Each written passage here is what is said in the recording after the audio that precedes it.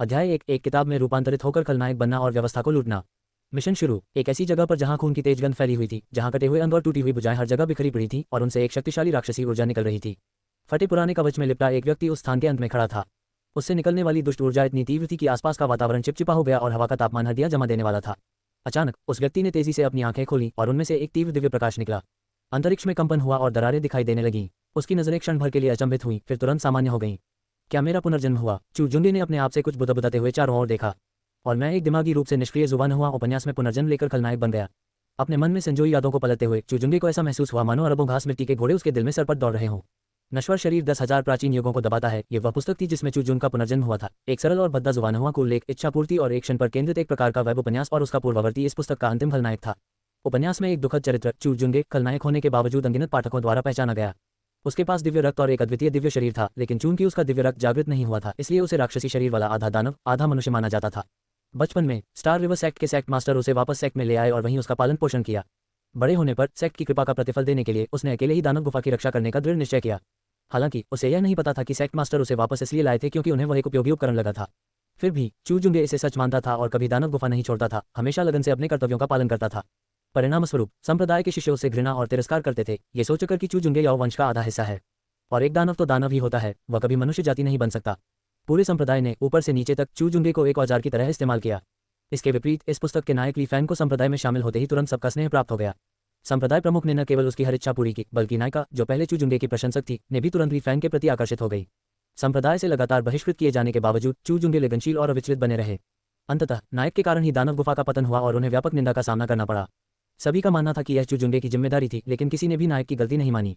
ली fan के नायक होने मात्र से ही, जिसने चूजुंगे की दानव गुफा के पतन के बाद स्थिति को पलटा, ली फैन नायक बन गया, जबकि चूजुंगे पापी बन गया। फिर भी किसी ने इस बात पर ध्यान नहीं दिया कि चूजुंगे निस्वार्थ भाव से दानव गुफा की रक्षा करता आ रहा था, और इस तरह हजारों लोगों द्वारा निंदा किया गया चूजुंगे पूरी तरह से दुष्ट बन गया। फिर भी चूजुंगे ने निर्दोषों की अंधाधुंध हत्या नहीं की और अंततः ली फैन द्वारा उसे दबा दिया गया, जिससे अनगिनत पाठकों को खेद हुआ। अपने पिछले जीवन में इस पुस्तक को पढ़ते समय नामों के समान होने के कारण चूजुंग अक्सर इस खलनायक के साथ खुद को जोड़कर देखता था, और चूजुंग उन लोगों में से था जिन्होंने लेखक की आलोचना की थी। और अब क्या वह सचमुच एक अत्याचारी और निर्दयी महान खलनायक बन गया था? धत्तेरी की, चूजुंगे ने मन ही मन बड़बड़ाने से खुद को रोक नहीं पाया। तथापि चूजुंगे के होंठों के कोने पर एक हल्की सी मुस्कान आ गई। वह उनके पूर्ववर्ती थे, मैं वह नहीं हूँ। मैं खुद को कैसे धमकाए जाने दे सकता हूँ? मुझे दानव गुफा की रखवाली करने दो और फिर मेरा पूरी तरह से उपयोग कर लो। सपने देखते रहो, मैं तुम्हारी अस्थियां बिखेर दूंगा। जुवानहुआन यूनिवर्स। चूजुंगे की आंखों में आग सी भड़क उठी। इस अनोखी दुनिया में शक्तिशाली व्यक्ति न केवल आकाश और पृथ्वी को नष्ट कर सकते थे, बल्कि आसानी से तारों और चंद्रमाओं का पीछा भी कर सकते थे। एक महान सम्राट की ऊर्जा का एक छोटा सा अंश भी आकाशगंगा को चकनाचूर कर सकता था, और शक्तिशाली लोगों के सामने ग्रह कंचे के समान छोटे थे। और त्यानहुआंग महाद्वीप, जहां वह स्थित था, ब्रह्मांड का एक प्राचीन तारा था। जहां तक स्टार रिवर संप्रदाय की बात है, वह त्यानहुआंग महाद्वीप पर स्थित एक छोटा सा संप्रदाय मात्र था। पिछले जन्म में किस युवक ने ब्रह्मांड की यात्रा करने और जहां भी जाए जय होने का सपना नहीं देखा था, और अब उसे वह अवसर मिल गया था। मुझे इस कहानी की पूरी जानकारी होना ही सबसे बड़ा फायदा है। इससे कोई फर्क नहीं पड़ता कि मेरे पूर्ववर्ती को धमकाया गया था, मुझे धमकाना चाहते हो, मैं तुम्हारी राख बिखेर दूंगा। ये सोचकर कि उनके पिछले जीवन में युवा लोग अक्सर कहते थे, अगर मेरे पास शक्ति होती तो मैं होमलैंडर होता, चूजुंगे की मुस्कान और भी चौड़ी हो गई। होमलैंडर कौन नहीं है भला? दानव गुफा के संरक्षक के रूप में 100 वर्षों तक इसे दबाए रखने के कारण उनका साधना और युद्ध अनुभव अविश्वसनीय रूप से समृद्ध था। वे पूरे संप्रदाय में सबसे शक्तिशाली थे। मुझे धमकाओगे? मैं सीधे सीधे कह देता हूँ, मैं गोमांस नहीं खाता। इस शुभानुहुआ दुनिया में साधना प्रणाली निम्न से उच्च क्रम में शरीर को मजबूत बनाना, रक्त शोधन, आत्मा सागर, युवानदान, नश्वर रूपांतरण, दिव्य खजाना, स्वर्गीय अस्थि, सीढ़ी चढ़ना, निर्वाण, शून्य शोधन और स्वर्गीय वेदी क्षेत्र है। स्टार रिवर संप्रदाय का सर्वोच्च साधक अभी केवल प्रारंभिक कोर फॉर्मेशन स्तर पर था, जबकि उसकी साधना पहले ही कोर फॉर्मेशन स्तर के शिखर पर पहुंच चुकी थी। उसके युद्ध अनुभव के साथ पूरे संप्रदाय को दबाना उसके लिए बहुत आसान होगा। डिंग, होस्ट की वर्तमान स्थिति का पता चल गया है। डिंग, लक ब्लेंडरिंग सिस्टम सफलतापूर्वक स्थापित हो गया। डिंग, आदरणीय मेजबान, ये प्रणाली पूरी निष्ठा से आपकी सेवा करेगी, जिससे आप सभी स्वर्गों और असंख्य लोगों में सर्वोपरि बन जाएंगे। डिंग, आपकी वर्तमान शुभानुहुआ दुनिया एक व्यापक शुभानुहुआ उपन्यास दुनिया है। जब तक आप भाग्य के पुत्र को दबाकर उस पर विजय प्राप्त करते हैं, तब तक आप भाग्य को लूट सकते हैं और भाग्यांक प्राप्त कर सकते हैं। भाग्य अंक न केवल आपकी साधना को सीधे बढ़ा सकते हैं, बल्कि स्वर्ग और असंख्य लोगों में किसी भी चीज के बदले में भी बदले जा सकते हैं। इस समय चूजुंगे के दिमाग में यांत्रिक सूचनाओं की एक श्रृंखला कौंध गई। एक व्यापक शुभानुहुआ उपन्यास की दुनिया, एक से अधिक नायक, प्रणाली। चूजुंगे की आंखें चमक उठीं और वह मुस्कुराया। क्या एक से अधिक उपन्यास हैं? तो फिर हमारे पास खेलने के लिए बहुत कुछ है। इस प्रणाली के साथ ये लहर अजय कहलाती है। मेरी याददाश्त के अनुसार, अगर मैं गलत नहीं हूं तो। चूजुंगे ने अंतरिक्ष सुरंग की दिशा में देखा। अब उपन्यास की कहानी शुरू होनी चाहिए। डिंग, होस्ट की वर्तमान स्थिति का पता चल गया है। नौसिखिए को मिशन जारी कर दिया गया है। कृपया जांच करें मास्टर। इसी क्षण चूजुंगे के दिमाग में एक और यांत्रिक सूचना की ध्वनि गूंजी। ये सुनकर चूजुंगे के विचार जागृत हुए और तुरंत उसके सामने एक आकृति प्रकट हो गई। Dot dot dot dot dot dot dot dot dot. Mission का प्रकार, नौसिखिए का मिशन। मिशन का विवरण, अब घटनाक्रम शुरू होने वाला है। मेजबान, कृपया अपनी वर्तमान विकट परिस्थिति से बाहर निकलें और अपने पूर्व निर्धारित भाग्य को बदलें। आप जितना अधिक बदलाव लाएंगे और जितना बेहतर प्रदर्शन करेंगे उतना ही अधिक पुरस्कार मिलेगा। मिशन पुरस्कार, आप 9 revolutions body refining art body tempering क्षेत्र के लिए सबसे शक्तिशाली सम्राट शास्त्र, ब्लड गॉड सम्राट शास्त्र, रिफाइनिंग ब्लड क्षेत्र के लिए सबसे शक्तिशाली सम्राट शास्त्र, दाव शास्त्र, स्पिरिट सी क्षेत्र के लिए सबसे शक्तिशाली सम्राट शास्त्र और हेवनली दाव immortal foundation classic core formation क्षेत्र के लिए सबसे शक्तिशाली सम्राट शास्त्र प्राप्त कर सकते हैं, जो आपको होस्ट परम रूप से अजय बनने और सभी शत्रुओं को पराजित करने में मदद करेंगे।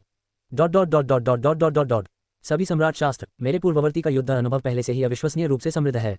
यदि मैं इन सम्राट शास्त्रों का अभ्यास करूं तो ये केवल मेरे क्षेत्र से ऊपर की लड़ाई नहीं होगी, क्या कई प्रमुख क्षेत्रों में लड़ना आसान नहीं होगा। चूजुंगे का मनोबल बढ़ गया और उसकी सांसें थोड़ी तेज हो गईं। इस पुस्तक की कहानी उसके दिमाग में कौंध गई और चूजुंग ने तुरंत आगे बढ़ने की योजना बना ली। सिस्टम से संपर्क करने और सकारात्मक उत्तर मिलने के बाद चूजुंग को राहत मिली। बहुत बढ़िया, अब असली कौशल दिखाने का समय आ गया है। सांस छोड़ते हुए और मन को शांत करते हुए चूजुंगे पालथी मारकर बैठ गया। उसके चारों ओर धुंधले से कुछ चिन्ह प्रकट हुए जो उसके शरीर से शून्य लोक तक जुड़े हुए थे। चूजुंगे की आंखें बंद करने और विचारों के जागृत होने के बाद चिन्ह धीरे धीरे लुप्त हो गए और अंततः शून्य लोक में विलीन हो गए। कुछ ही देर में अंतरिक्ष सुरंग से एक हलचल दिखाई दी। संप्रदाय प्रमुख लियू हेतियन और 5 वरिष्ठ सदस्य, साथ ही मुख्य पुरुष पातली फैन और मुख्य महिला पातली युयानिर अंतरिक्ष सुरंग से बाहर निकले। वे सभी पहुंच गए। अध्याय 2, क्या तुम्हें अभी भी दानव गुफा को दबाने के लिए मेरे रक्त और सार की आवश्यकता है? अपनी आंखों से दबाओ, नायिका को कैद करो। चुगेजून, हम आपसे एक अनुरोध लेकर आए हैं। चूजुंगे को याओ वंश के अवशेषों के बीच पालथी मारकर बैठे देखकर संप्रदाय के नेता लियू हेतियन की आंखों में थोड़ी सी आशंका झलक उठी और उन्होंने सुखद भाव से बात की। जब चूजुंग ने अपनी आंखें खोली तो संप्रदाय प्रमुख लियू हेतियन ने चूजुंग के बोलने का इंतजार किए बिना ही कहा, तुम्हारा छोटा भाई ली फैन रक्तशोधन क्षेत्र में प्रवेश करने वाला है। तुम्हारे पास एक राक्षसी शरीर है जो मानव जाति के दिव्य शरीर के तुलनीय है। यदि आप अपने राक्षसी सार के रक्त की एक बूंद ली फैन को शुद्धिकरण के लिए दें तो ये ली फैन को रक्तशोधन क्षेत्र में एक अद्वितीय दावनीव बनाने में मदद कर सकता है। क्या आप इसके लिए तैयार हैं? हालांकि यह एक सवाल था, लेकिन संप्रदाय के प्रमुख लियू हेतियन अपने शिष्य के स्वभाव को अच्छी तरह जानते थे। वह एक ईमानदार और बहुत ही आज्ञाकारी व्यक्ति थे, इसलिए वे निश्चित रूप से मना नहीं करेंगे। इसलिए उन्होंने न्यायपूर्वक एक बोतल निकाली। एक बूंद, उसे खून के सार से भरी एक बोतल चाहिए थी। उन्हें विश्वास था कि चूजुंगे इतनी समझदार होंगी कि इसे स्वेच्छा से पेश कर देंगी। बड़े भाई, आपकी दयालुता को छोटा भाई कभी नहीं भूलेगा। निश्चिंत रहें बड़े भाई, छोटा भाई भविष्य में आपका एहसान जरूर चुकाएगा। ली फैन ने सरल और ईमानदार भाव से चूजुंगे को प्रणाम किया। सीनियर ब्रदर चू, कृपया, लियू यानिर ने बगल से ठंडे लहजे में बात की। चूजुंगे ने शांत भाव से ली फैन और लियू यानिर की ओर देखा। उपन्यास पढ़ने के बाद वह ली फैन के चरित्र को कैसे नहीं जान सकता था। सरल और ईमानदार, ये तो सिर्फ ऊपरी तौर पर था। देखने में सरल और ईमानदार लगने वाला ली फैन असल में स्वार्थी था। अगर कोई महिला होती तो ली फैन उसका अच्छे से ख्याल रखता, लेकिन पुरुष को वह पूरी तरह से नजरअंदाज कर देता। अंतिम चरण में तो ली फैन ने संप्रदाय के नेता लियू हेतियन की ओर ध्यान भी नहीं दिया, जिन्होंने शुरुआती चरणों में नायक की बहुत मदद की थी। लियू यानिर दिखने में तो अलग थलग लगती थी, लेकिन असल में वह प्यार में पागल थी। नायक के प्रभाव में आकर वह ली फैन के प्रति इतनी आसक्त हो गई थी कि अपने पिता की भी उपेक्षा करने लगी थी। बस यही कहा जा सकता था कि ये दोनों एक दूसरे के लिए बिल्कुल उपयुक्त थे, दोनों में से कोई भी अच्छा नहीं था। चूजुंगे इतना आलसी था कि उसे राक्षसी शरीर समझे जाने या ऐसी किसी भी बात का स्पष्टीकरण देने की जरूरत ही नहीं थी। लोगों के पूर्वाग्रह पहाड़ों की तरह अड़ियल होते हैं, अगर वह समझा भी देता तो लोग उसे सिर्फ बहाना ही समझते। सच्चाई जल्द ही सामने आ जाएगी। तुम किस तरह के प्राणी हो? क्या तुम्हें यहाँ बोलने का अधिकार है? क्या तुम्हें चुकाना है? तुम जो शुद्धिकरण रक्त क्षेत्र के साधक हो, मुझे जो मूल गठन क्षेत्र के साधक हो, चुकाओगे? क्या इस स्वामी को तुम्हारे चुकाने की आवश्यकता है? चूजुंगे का चेहरा शांत था और मानो उसकी आंखों से दिव्य प्रकाश निकल रहा हो। उसके पीछे प्रकट हुए और शून्य लोक में फैलते मंत्रों के साथ ली फैन ने मुंह भर खून थूका। उसका शरीर लड़खड़ाता हुआ लगातार पीछे हट रहा था। नायक, चूजुंगे की एक नज़र भी उसे बर्दाश्त नहीं होती थी। क्या तुम्हें अपने बड़े भाई को देखकर घुटने टेक कर प्रणाम करना नहीं आता? तुम तो अपनी औकात से बेखबर हो, चूजुंगे ने उदासीनता से कहा। धमाका, दबाव के कारण ली फैन अनियंत्रित रूप से घुटनों के बल बैठ गया। उद्धरण चिन्ह प्रश्नवाचक चिन्ह प्रश्नवाचक चिन्ह प्रश्नवाचक चिन्ह उद्धरण चिन्ह। ली फैन दंग रह गया। उसने कभी उम्मीद नहीं की थी कि उसका आमतौर पर दयालु और आसानी से दब जाने वाला बड़ा भाई आज इतना अहंकारी होगा। उद्धरण चिन्ह प्रश्नवाचक चिन्ह प्रश्नवाचक चिन्ह प्रश्नवाचक चिन्ह उद्धरण चिन्ह। सभी लोग अचंभित थे, किसी को भी चूजुंगे के अचानक भड़कने की उम्मीद नहीं थी और वे सभी चौंक गए थे। संप्रदाय के नेता लियू हेतियन और अन्य लोगों के शरीर सहज रूप से तनावग्रस्त हो गए। फिर उन्होंने चूजुंगे के पीछे जादुई जंजीरें देखी और तभी वे थोड़ा आराम महसूस करने लगे। डिंग, मेजबान ने भाग्य के पुत्र ली फैन का अपमान किया। मेजबान को सौभाग्य अंक प्राप्त करने के लिए बधाई। सिस्टम की चेतावनी चूजुंगे के दिमाग में गूंज उठी। अरे वाह, ये तो पहले से ही 16 पॉइंट्स हो गए। कितना आसान है। चूजुंगे ने संतुष्टि में सिर हिलाया। चूजुंगे, तुम्हारी हिम्मत कैसे हुई? तुम्हें किसने कहा कि तुम अपने छोटे भाई को तंग करो? संप्रदाय के नेता लियू हेतियन ने गुस्से से कहा। गुरुजी, कृपया वरिष्ठ भाई को दोष न दें। वरिष्ठ भाई ने जानबूझकर ऐसा नहीं किया। सारी गलती आपके शिष्य की है। तुम्हारे शिष्य ने ही वरिष्ठ भाई का अनादर किया। अब से तुम्हारा शिष्य जब भी वरिष्ठ भाई को देखेगा उनके सामने सिर झुकाएगा। गुरुजी, बड़े भाई कृपया क्रोधित न हो। ली फैन ने सरल और ईमानदार भाव से अपने होठों के कोने से खून पोंछा। सिर झुकाकर खड़े होते समय उनकी आंखों में थोड़ी सी नाराजगी झलक रही थी, लेकिन उन्होंने ऊपर से ईमानदारी से बात की। क्या तुम नहीं समझते कि इस प्रभु ने क्या कहा? क्या तुम्हें यहाँ बोलने का अधिकार है? चूजुंगे का चेहरा भावहीन था और एक और नजर डालते ही उनकी आंखों से दिव्य प्रकाश निकला। ली फैन बिना किसी प्रतिरोध के सीधे हवा में उड़ गया और जमीन पर जा गिरा। प्रतिशत तारांकन ऐड। ली फैन का चेहरा चोट से नहीं बल्कि गुस्से से हरा पड़ गया। बेहद शर्मनाक, बहुत बड़ा अपमान। सीनियर ब्रदर चू, आप हद से ज्यादा जा रहे हैं। लियू यानिर ने ली फैन को उठने में मदद की। उसके ठंडे चेहरे पर थोड़ी सी नाराजगी झलक रही थी। उसने आरोप लगाया, छोटे भाई को तो बस तुम्हारा सार रक्त चाहिए था, उसने क्या गलत किया? क्या तुम में उस थोड़े से सार रक्त की कमी है? छोटे भाई पर हमला करने के लिए क्या तुम अब भी बड़े भाई जैसे दिखते हो?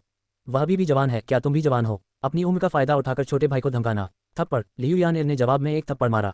चू जुंगे ने दूर से ही एक जोरदार थप्पड़ मारा, जिससे लियू यानेर का चेहरा सूज गया और उसके मुंह के कोने से खून की एक बूंद बह निकली। तुम भी चुप रहो, चू जुंगे ने धीमी आवाज में कहा। आप सब लोग क्या कर रहे हैं? अपनी माताओं को फोन कर रहे हैं? पहले मुझे धमकाया जाता था, लेकिन अब मैं तुम्हें मुझे धमकाने नहीं दूंगा। डिंग। मेजबान ने भाग्य के पुत्र का अपमान किया। 300 भाग्य अंक प्राप्त करने के लिए बधाई। डिंग। होस्ट ने सन ऑफ डेस्टिनी को नुकसान पहुंचाया। 300 लक पॉइंट्स प्राप्त करने के लिए बधाई। डिंग। होस्ट ने सन ऑफ डेस्टिनी की महिला मुख्य किरदार का अपमान किया। 100 लक पॉइंट्स प्राप्त करने के लिए बधाई। डिंग। होस्ट ने सन ऑफ डेस्टिनी की महिला मुख्य किरदार को नुकसान पहुंचाया। 200 लक पॉइंट्स प्राप्त करने के लिए बधाई। 2 सिस्टम प्रॉम्प्ट सुनाई दिए। भाग्य के अंक। यह इतना आसान है, इतने कम समय में ही सीधे 1000 लक पॉइंट्स प्राप्त हो गए। उद्धरण चिन्ह dot dot dot dot dot dot dot उद्धरण चिन्ह। सभी लोग क्रोध से कांप रहे थे। अभिमानी, बहुत ही घमंडी, उन्होंने इसे पहले क्यों नहीं देखा? ये छोटा शैतान इतना अभिमानी, अपने बड़ों का अनादर करने वाला, अपने वरिष्ठों का अपमान करने वाला कैसे हो सकता है? ये सचमुच शर्मनाक है। चू जुंगे, तुम हद पार कर रहे हो। मैंने बार बार हार मान ली है, फिर भी तुम इतने लापरवाह हो। अगर तुम मुझसे उम्र में बड़े न होते तो क्या तुम्हें लगता है कि तुम मेरे प्रतिद्वंदी होते? गुरुजी, वरिष्ठ जनों, आपका शिष्य चू जुंगे से युद्ध करना चाहता है। चू जुंगे, क्या तुम मुझसे उसी स्तर पर लड़ने की हिम्मत रखते हो? चू जुंग के 2 थप्पड़ों से ली फैन पूरी तरह टूट गया था। उसने अब दिखावा करना छोड़ दिया और उदास चेहरे के साथ चू जुंग की ओर इशारा करते हुए दृढ़ निश्चय से बोला। अच्छा, मेरे शिष्य से यही उम्मीद थी, वाकई महत्वाकांक्षी। चू जुंगे, तुम्हें बस अपने दायरे को दबाकर ली फैन से लड़ना है। अगर तुम जीत जाते हो तो ये गुरु तुम्हें हम बड़ों के सामने दृष्टता दिखाने के लिए दोष नहीं देगा। अगर तुम हार जाते हो तो ईमानदारी से घुटने टेक कर ली फैन से माफी मांग लो। संप्रदाय के नेता लियू हेतियन ने तुरंत जवाब दिया। हालांकि अन्य बुजुर्गों ने कुछ नहीं कहा, लेकिन उन सभी ने सहमति में सिर हिलाया। वे सभी बेहद संतुष्ट थे। वे सभी ली फैन की प्रतिभा से भलीभांति परिचित थे। समान स्तर की लड़ाई में चू जुंगे उसका प्रतिद्वंदी नहीं होगा। चू जुंगे को सही ढंग से अनुशासित करने का यह एक अच्छा अवसर था। क्या वह सिर्फ एक दानव गुफा की रखवाली नहीं कर रहा है? इतना बिगड़ा हुआ और अभिमानी होने की हिम्मत कैसे हुई? एक आधा दानव का इस तरह लापरवाही से व्यवहार करना, क्या उसे अपनी औकात नहीं पता? कितनी दृष्टता है! उद्धरण चिन्ह प्रश्नवाचक चिन्ह उद्धरण चिन्ह। चू जुंगे के चेहरे पर असमंजस का भाव था। उसे ऐसा लग रहा था मानो ये लोग उसके साथ मजाक कर रहे हों। मेरे राज्य को दबाना, मैंने जो साधना स्वयं की है, और आप चाहते हैं कि मैं उसे दबा दूं? क्या तुम बीमार हो या मैं बीमार हूं? क्या तुम्हें सच में लगता है कि मैं एक दिमागी रूप से खाली खलनायक हूं जो नायक की हर बात सुनता है? अध्याय 3। यदि तुम दबाव को भी सहन नहीं कर सकते तो तुम्हें नायक कैसे कहा जा सकता है? तुम्हें संप्रदाय से निष्कासित किए जाने की इतनी चिंता क्यों है? एक ही क्षेत्र में युद्ध। विद्रोही शिष्य को अपनी सीमा जाननी चाहिए। यदि आपकी साधना कमजोर है तो दूसरों को दोष क्यों देना? क्या मैं तुमसे उसी स्तर पर लड़ूं? क्या तुम इसके लायक हो? धमाका। उसकी आवाज ठंडी थी। चू जुंगे खड़ा हो गया और उसी क्षण एक भयानक दबाव उत्पन्न हुआ।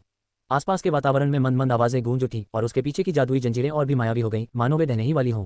उसके दिव्य शरीर की शक्ति का एक अंश सक्रिय हो गया। समुद्र से उगता हुआ उज्ज्वल चंद्रमा, अराजकता से पोषित हरे कमल। विभिन्न घटनाएं घटित हुईं और एक एक करके दिव्य प्रतीक शून्य लोक से नीचे उतरे, जो मानो प्रतिबंधों में परिवर्तित होकर ली फैन की ओर टूट पड़े। चू जुंगे के दबाव और शांत निगाहों का सामना करते हुए ली फैन दहाड़ उठा। विरोध करना चाहता था, लेकिन ये चावल के एक दाने की तरह था जो चमकीले चंद्रमा से मुकाबला करने की कोशिश कर रहा हो, पूरी तरह से प्रतिरोध करने में असमर्थ। चटक चटक की आवाज के साथ ली फैन के सातों छिद्रों से खून बहने लगा और उसकी हड्डियां टूट गईं, जिससे वह धड़ाम से एक बार फिर घुटनों के बल गिर पड़ा। हे, बस इतना ही। इस गुरु ने तो अभी तक कोई हरकत भी नहीं की। तुम तो इस गुरु के दबाव को भी सहन नहीं कर सकते, फिर भी तुम्हें लगता है कि तुम इस गुरु से लड़ने के योग्य हो। यदि यह गुरु तुम्हें घुटने टेकने को कहे तो तुम आज्ञाकारी होकर घुटने टेकोगे। चू जुंगे ने अपना दबाव वापस ले लिया और उपहासपूर्वक कहा। डिंग। होस्ट ने भाग्य के पुत्र को बुरी तरह घायल कर दिया है। होस्ट को 1000 लक पॉइंट्स प्राप्त करने के लिए बधाई। डिंग। होस्ट ने सार्वजनिक रूप से सन ऑफ डेस्टिनी को अपमानित किया है। सन ऑफ डेस्टिनी का लक हेलो क्षतिग्रस्त हो गया है, जिससे लक पॉइंट्स के लिए एक क्रिटिकल स्ट्राइक हुई है। होस्ट को 3000 लक पॉइंट्स प्राप्त करने के लिए बधाई। चू जुंगे के दिमाग में सिस्टम नोटिफिकेशन की 2 आवाजें गूंज उठीं। एक और 4000 लक पॉइंट्स। चू जुंगे, मैं तुम्हें मार डालूंगा, मैं तुम्हें मार डालूंगा। अगर तुमने मुझसे पहले साधना नहीं की होती तो तुम मेरे प्रतिद्वंद्वी कैसे हो सकते थे? तुम मेरे प्रतिद्वंद्वी कैसे हो सकते थे? अपने क्षेत्र से दूसरों को दबाना किस प्रकार का कौशल है? यदि आप में साहस है तो मुझसे उसी क्षेत्र में लड़ो। यदि आप में साहस है तो मुझसे उसी क्षेत्र में लड़ो। अपमान की अपार अनुभूति से ली फैन का शरीर कांप उठा और उसकी आंखों में आक्रोश भर गया। ली फैन दहाड़ा। इसके जवाब में चू जुंगे ने ली फैन को बस एक नजर देखा। उसकी आंखों में समाई दिव्य रोशनी ने एक बार फिर ली फैन को घृणा से भर दिया और वह होश में आ गया। अब उसमें और कोई दृष्टता दिखाने की हिम्मत नहीं रही। वह केवल अपना सिर झुका सकता था। उसकी आंखों में असीम आक्रोश भरा हुआ था। चू जुंगे, कितनी दृष्टता है! क्या अब भी तुम्हारी नज़र में इस गुरु, संप्रदाय के गुरु की छवि है? क्या अब भी तुम्हारी नज़र में संप्रदाय के वरिष्ठों की छवि है? इस गुरु को मजबूर मत करो कि वे तुम्हें संप्रदाय से निकाल दें। हे विद्रोही शिष्य, जल्दी से घुटने टेक कर अपनी गलती स्वीकार क्यों नहीं कर लेते? संप्रदाय के नेता लियू हेतियन ने क्रोधित होकर कहा। तो मुझे संप्रदाय से निकाल दो, चू जुंगे ने धीमी आवाज में कहा। बहुत बढ़िया, बहुत बढ़िया, बहुत बढ़िया। तो फिर निकाल दो। संप्रदाय के नेता लियू हेतियन इतने क्रोधित थे कि वे लगभग सब कुछ बोल ही देते, लेकिन अचानक प्रतिक्रिया करते हुए उन्होंने तुरंत अपनी बात को रोक लिया। ये क्या बकवास है? उसे संप्रदाय से निकाल दें। संप्रदाय के नेता लियू हेतियन की पुतलियां सिकुड़ गईं। ये कैसे हो सकता है? इसकी तो बिल्कुल भी अनुमति नहीं थी। यदि चू जुंगे को संप्रदाय से निष्कासित कर दिया गया तो दानव गुफा की रक्षा कौन करेगा? यदि दानव गुफा में याओ जाति अराजकता फैलाती है तो तारा नदी संप्रदाय के सभी लोग मारे जाएंगे। अन्य वरिष्ठों ने भी प्रतिक्रिया व्यक्त की, अवचेतन रूप से अपनी लार निगलते हुए, और सभी ने गुप्त रूप से संप्रदाय के नेता लियू हेतियन को संदेश भेजे, उनसे आग्रह किया कि वे हर कीमत पर चुगे जून को स्थिर करें। चुगेजून, अरे गुरुजी तो बस आपसे मजाक कर रहे थे। जब तक आप अपनी गलती मान लेते हैं और दानव शरीर का सार रख ली फैन को सौंप देते हैं तब तक गुरुजी पुरानी बातों को भुला देंगे। बकवास मत करो, गुरुजी जानते हैं कि तुम संप्रदाय के प्रति वफादार और आज्ञाकारी शिष्य हो। तुम निश्चित रूप से कोई विद्रोही कार्य नहीं करोगे। संप्रदाय के नेता लियू हेतियन ने गहरी सांस ली, अपने गुस्से पर काबू पाया और जबरदस्ती मुस्कुराते हुए उदारतापूर्ण लहजे में बात की। सीनियर ब्रदर चू, मजाक मत कीजिए। क्या हम आपका चरित्र नहीं जानते? आप हमें कैसे नजरअंदाज कर सकते हैं? और कोई मुसीबत मत खड़ी करो, वरना मैं और मेरे पिताजी बहुत क्रोधित हो जाएंगे। तुमने छोटे भाई को इस तरह चोट पहुंचाई है, जल्दी से छोटे भाई से माफी मांग लो। अगर तुम माफी मांग लोगे तो हम तुम्हें माफ कर देंगे। लियू यानर ने शांत भाव से कहा, वरिष्ठ भाई, सारी गलतियां, हजारों गलतियां मेरी ही गलती हैं। आप संप्रदाय के साथ विश्वासघात नहीं कर सकते। यदि तुम दानव गुफा की रक्षा नहीं करोगे तो संप्रदाय के शिष्यों का क्या होगा? आप मुझे दोषी ठहरा सकते हैं, लेकिन आप संप्रदाय के शिष्यों को इसमें शामिल नहीं कर सकते। अगर बड़े भाई फिर भी संतुष्ट नहीं होते तो आप मुझे धमकाना जारी रख सकते हैं, लेकिन अपना गुस्सा दूसरों पर मत निकालिए। या फिर आप ये कह रहे हैं बड़े भाई कि आप स्वार्थी हैं? चोटों से उबर रहे ली फैन ने भी तुरंत बोलना शुरू कर दिया। चूजुंगे ने संप्रदाय के साथ विश्वासघात किया या नहीं इससे कोई फर्क नहीं पड़ता, लेकिन दानव गुफा की रक्षा चूजुंगे को ही करनी थी। वरना दानव गुफा की रक्षा कौन करेगा? ऐसा नहीं हो सकता कि संप्रदाय अपना स्थान बदल ले। अगर वे स्थान बदल लेते हैं तो उसके पास याओ जाति के सार रक्त को प्राप्त करने का स्थिर माध्यम नहीं रह जाएगा। क्या उसने स्टार रिवर सेक्ट में इसलिए शामिल नहीं हुआ था क्योंकि वह याओ जाति के सार रक्त की निरंतर आपूर्ति करने की उसकी क्षमता को महत्व देता था? यदि उसे यह नहीं मिल पाता तो ली फैन इसे बिल्कुल भी स्वीकार नहीं कर सकता था। मैं सचमुच स्वार्थी हूँ। चूंकि आप मुझे संप्रदाय से निष्कासित नहीं करेंगे इसलिए मैं स्वयं ही संप्रदाय से अलग हो जाऊंगा। चूजुंगे ने शरारती अंदाज में कहा, बस जाने दो, ये बहुत उबाऊ होगा। क्या ली फैन फूट डालकर और सफेद कमल की तरह व्यवहार करके उसे सबके द्वारा त्यागे जाने का कारण बनेगा?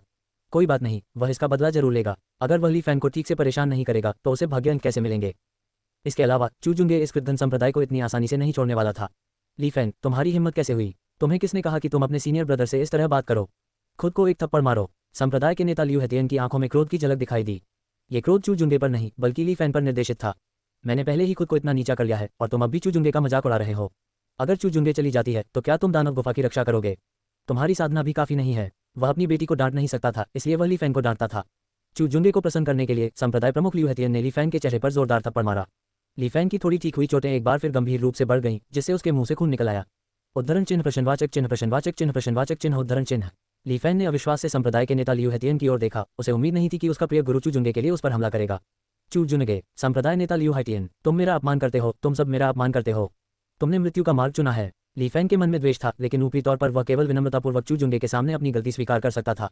डिंग, भाग्य के पुत्र को उसके ही लोगों ने अपमानित किया है। मेजबान को 1000 भाग्य अंक प्राप्त करने पर बधाई। सिस्टम की आवाज फिर से गूंज उठी। बड़े भाई चू, देखिए, पिताजी ने ली फैन को पहले ही अनुशासित कर दिया है। वह भी छोटा और अनुभवहीन है, इसलिए कृपया उसे इसके लिए दोषी न ठहराएं। अपने पिता की आंख मारने की अदा देखकर हालांकि लियू यान एर इस बात से नाखुश थी कि उसके पिता ने ली फैन को चोट पहुंचाई, लेकिन वह ये भी जानती थी कि बड़ी तस्वीर महत्वपूर्ण थी और वह केवल मामले को सुझाने की कोशिश कर सकती थी। बहुत बढ़िया, बहुत बढ़िया। ये तो गलाकाट प्रतिस्पर्धा वाली स्थिति है। मैं निश्चिंत हूँ, आप सब अपना काम जारी रखें। चूजुंगे ने ताली बजाकर उनकी प्रशंसा की। उद्धरण चिन्ह प्रश्नवाचक चिन्ह उद्धरण चिन्ह। संप्रदाय के नेता लियू हेतियन और अन्य संप्रदाय के बुजुर्गों के चेहरे गंभीर हो गए। एक दूसरे के लिए खतरनाक समायोजन। क्या आप हमें कुत्ते कह रहे हैं? आप हमारे साथ बंदरों जैसा व्यवहार कर रहे हैं और इसे आप उत्कृष्ट कहते हैं। हम इतने विनम्र रहे हैं, फिर भी आप इसकी कदर नहीं करते। धिक्कार है चूजुंगे, इस गुरु ने तुम्हें बार बार सहन किया है, फिर भी तुम अपनी किस्मत आजमा रहे हो। टोस्ट करने से इनकार करके जुर्माने के तौर पर शराब पी रहे हो। तो फिर हमें दोष मत देना। तुम्हें संप्रदाय से निष्कासित करना संभव है, लेकिन इस दानव गुफा की रक्षा तुम्हें करनी ही होगी, चाहे तुम चाहो या न चाहो।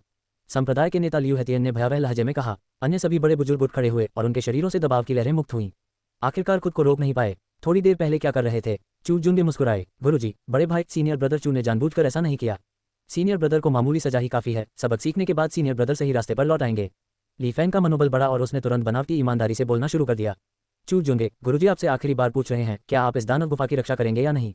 संप्रदाय के नेता लियू हेतियन ने ठंडे स्वर में चिल्लाया। जब वह बोल रहा था, संप्रदाय के नेता लियू हेतियन ने अपनी हथेली को पलटा, जिसमें पहले से ही रंगीन प्रकाश उत्सर्जित करने वाली एक डिस्क थी। चूजुंगे, क्या तुम्हें लगता है कि हमारे पास तुम्हारे खिलाफ वाकई कोई सावधानी नहीं है? ये स्टार रिवर संप्रदाय की अनमोल कलाकृति है, सर्वोच्च श्रेणी की स्टार रिवर प्लेट। इस गुरु को आपके विद्रोही स्वभाव का लंबे समय से संदेह था और इसीलिए उन्होंने ये स्टार रिवर प्लेट विशेष रूप से मंगवाई है। अब ये गुरुजी आपको एक आखिरी मौका दे रहे हैं। बशर्ते आप अपनी गलती स्वीकार कर लें और अब से दानव गुफा की निष्ठापूर्वक रक्षा करने की शपथ लें, तो ये गुरुजी आपको इस बार माफ कर देंगे। अन्यथा आपकी आधी साधना शक्ति तो पूरी दानव गुफा को दबाने में ही लग जाएगी। फिर आप हमारे प्रतिद्वंद्वी कैसे बन सकते हैं? संप्रदाय के नेता लियू हेतियन ने ठंडे स्वर में कहा। अध्याय 4, संप्रदाय के शक्तिशाली पुरुषों को पल भर में मार डालो। अगर तुम राक्षस गुफा की रक्षा नहीं करते तो क्यों रो रहे हो? खजाने की कलाकृति, तुम्हारी बकवास हद से ज्यादा है। दानव गुफा को दबाएं। तो मैं इसे दबाऊंगा नहीं। किसने कहा कि मुझे दानव गुफा को पूरी तरह से दबाना ही होगा? धमाका, चूजुंगे का शरीर कांप उठा और उससे एक अद्भुत दिव्य शक्ति का विस्फोट हुआ। असंख्य ऊर्जाओं के अंतर संबंध के बीच चूजुंगे के पीछे बिजली में नहाते हुए एक देवराज का आभास प्रकट हुआ। दिव्य शरीर का दर्शन, ईश्वर राजा गर्जन में स्नान कर रहे हैं। जब चूजुंगे ने अपनी उंगली उठाई तो उसके पीछे मौजूद देवराज के प्रेत ने भी अपना हाथ उठाया। पलक झपकते ही बिजली गिरी और एक विशाल दिव्य शक्ति, मानो दुनिया का अंत हो रहा हो, एकत्रित हुई।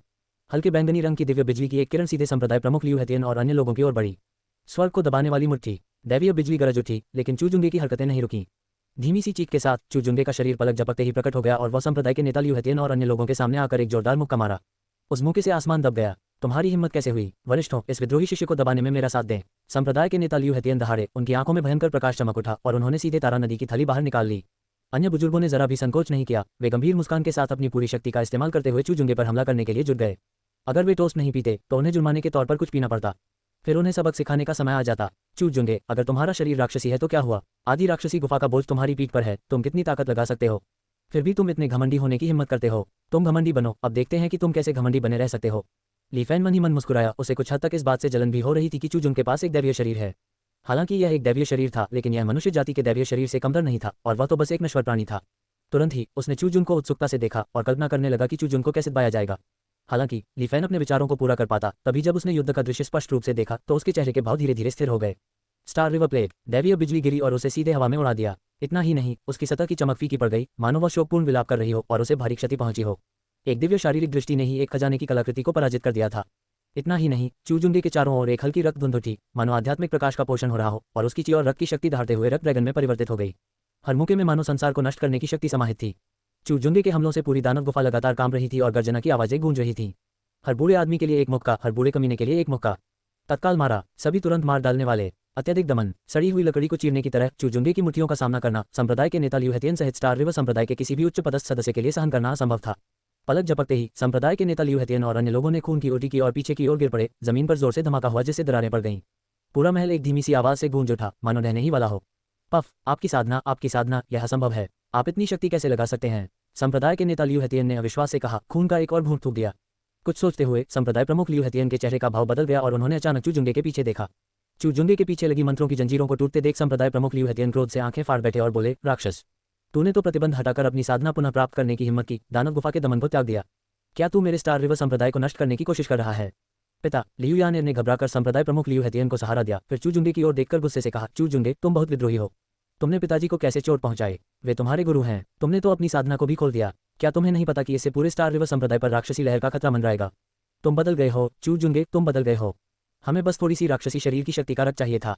ज्यादा से ज्यादा इससे आपकी मूल ऊर्जा में बहुत कमी आएगी और कुछ आराम करने से आप ठीक हो जाएंगे। अब शैतानी लहर के प्रकट होने से पहले ही अगर तुम घायल भी हो जाओ तो भी कोई फर्क नहीं पड़ेगा।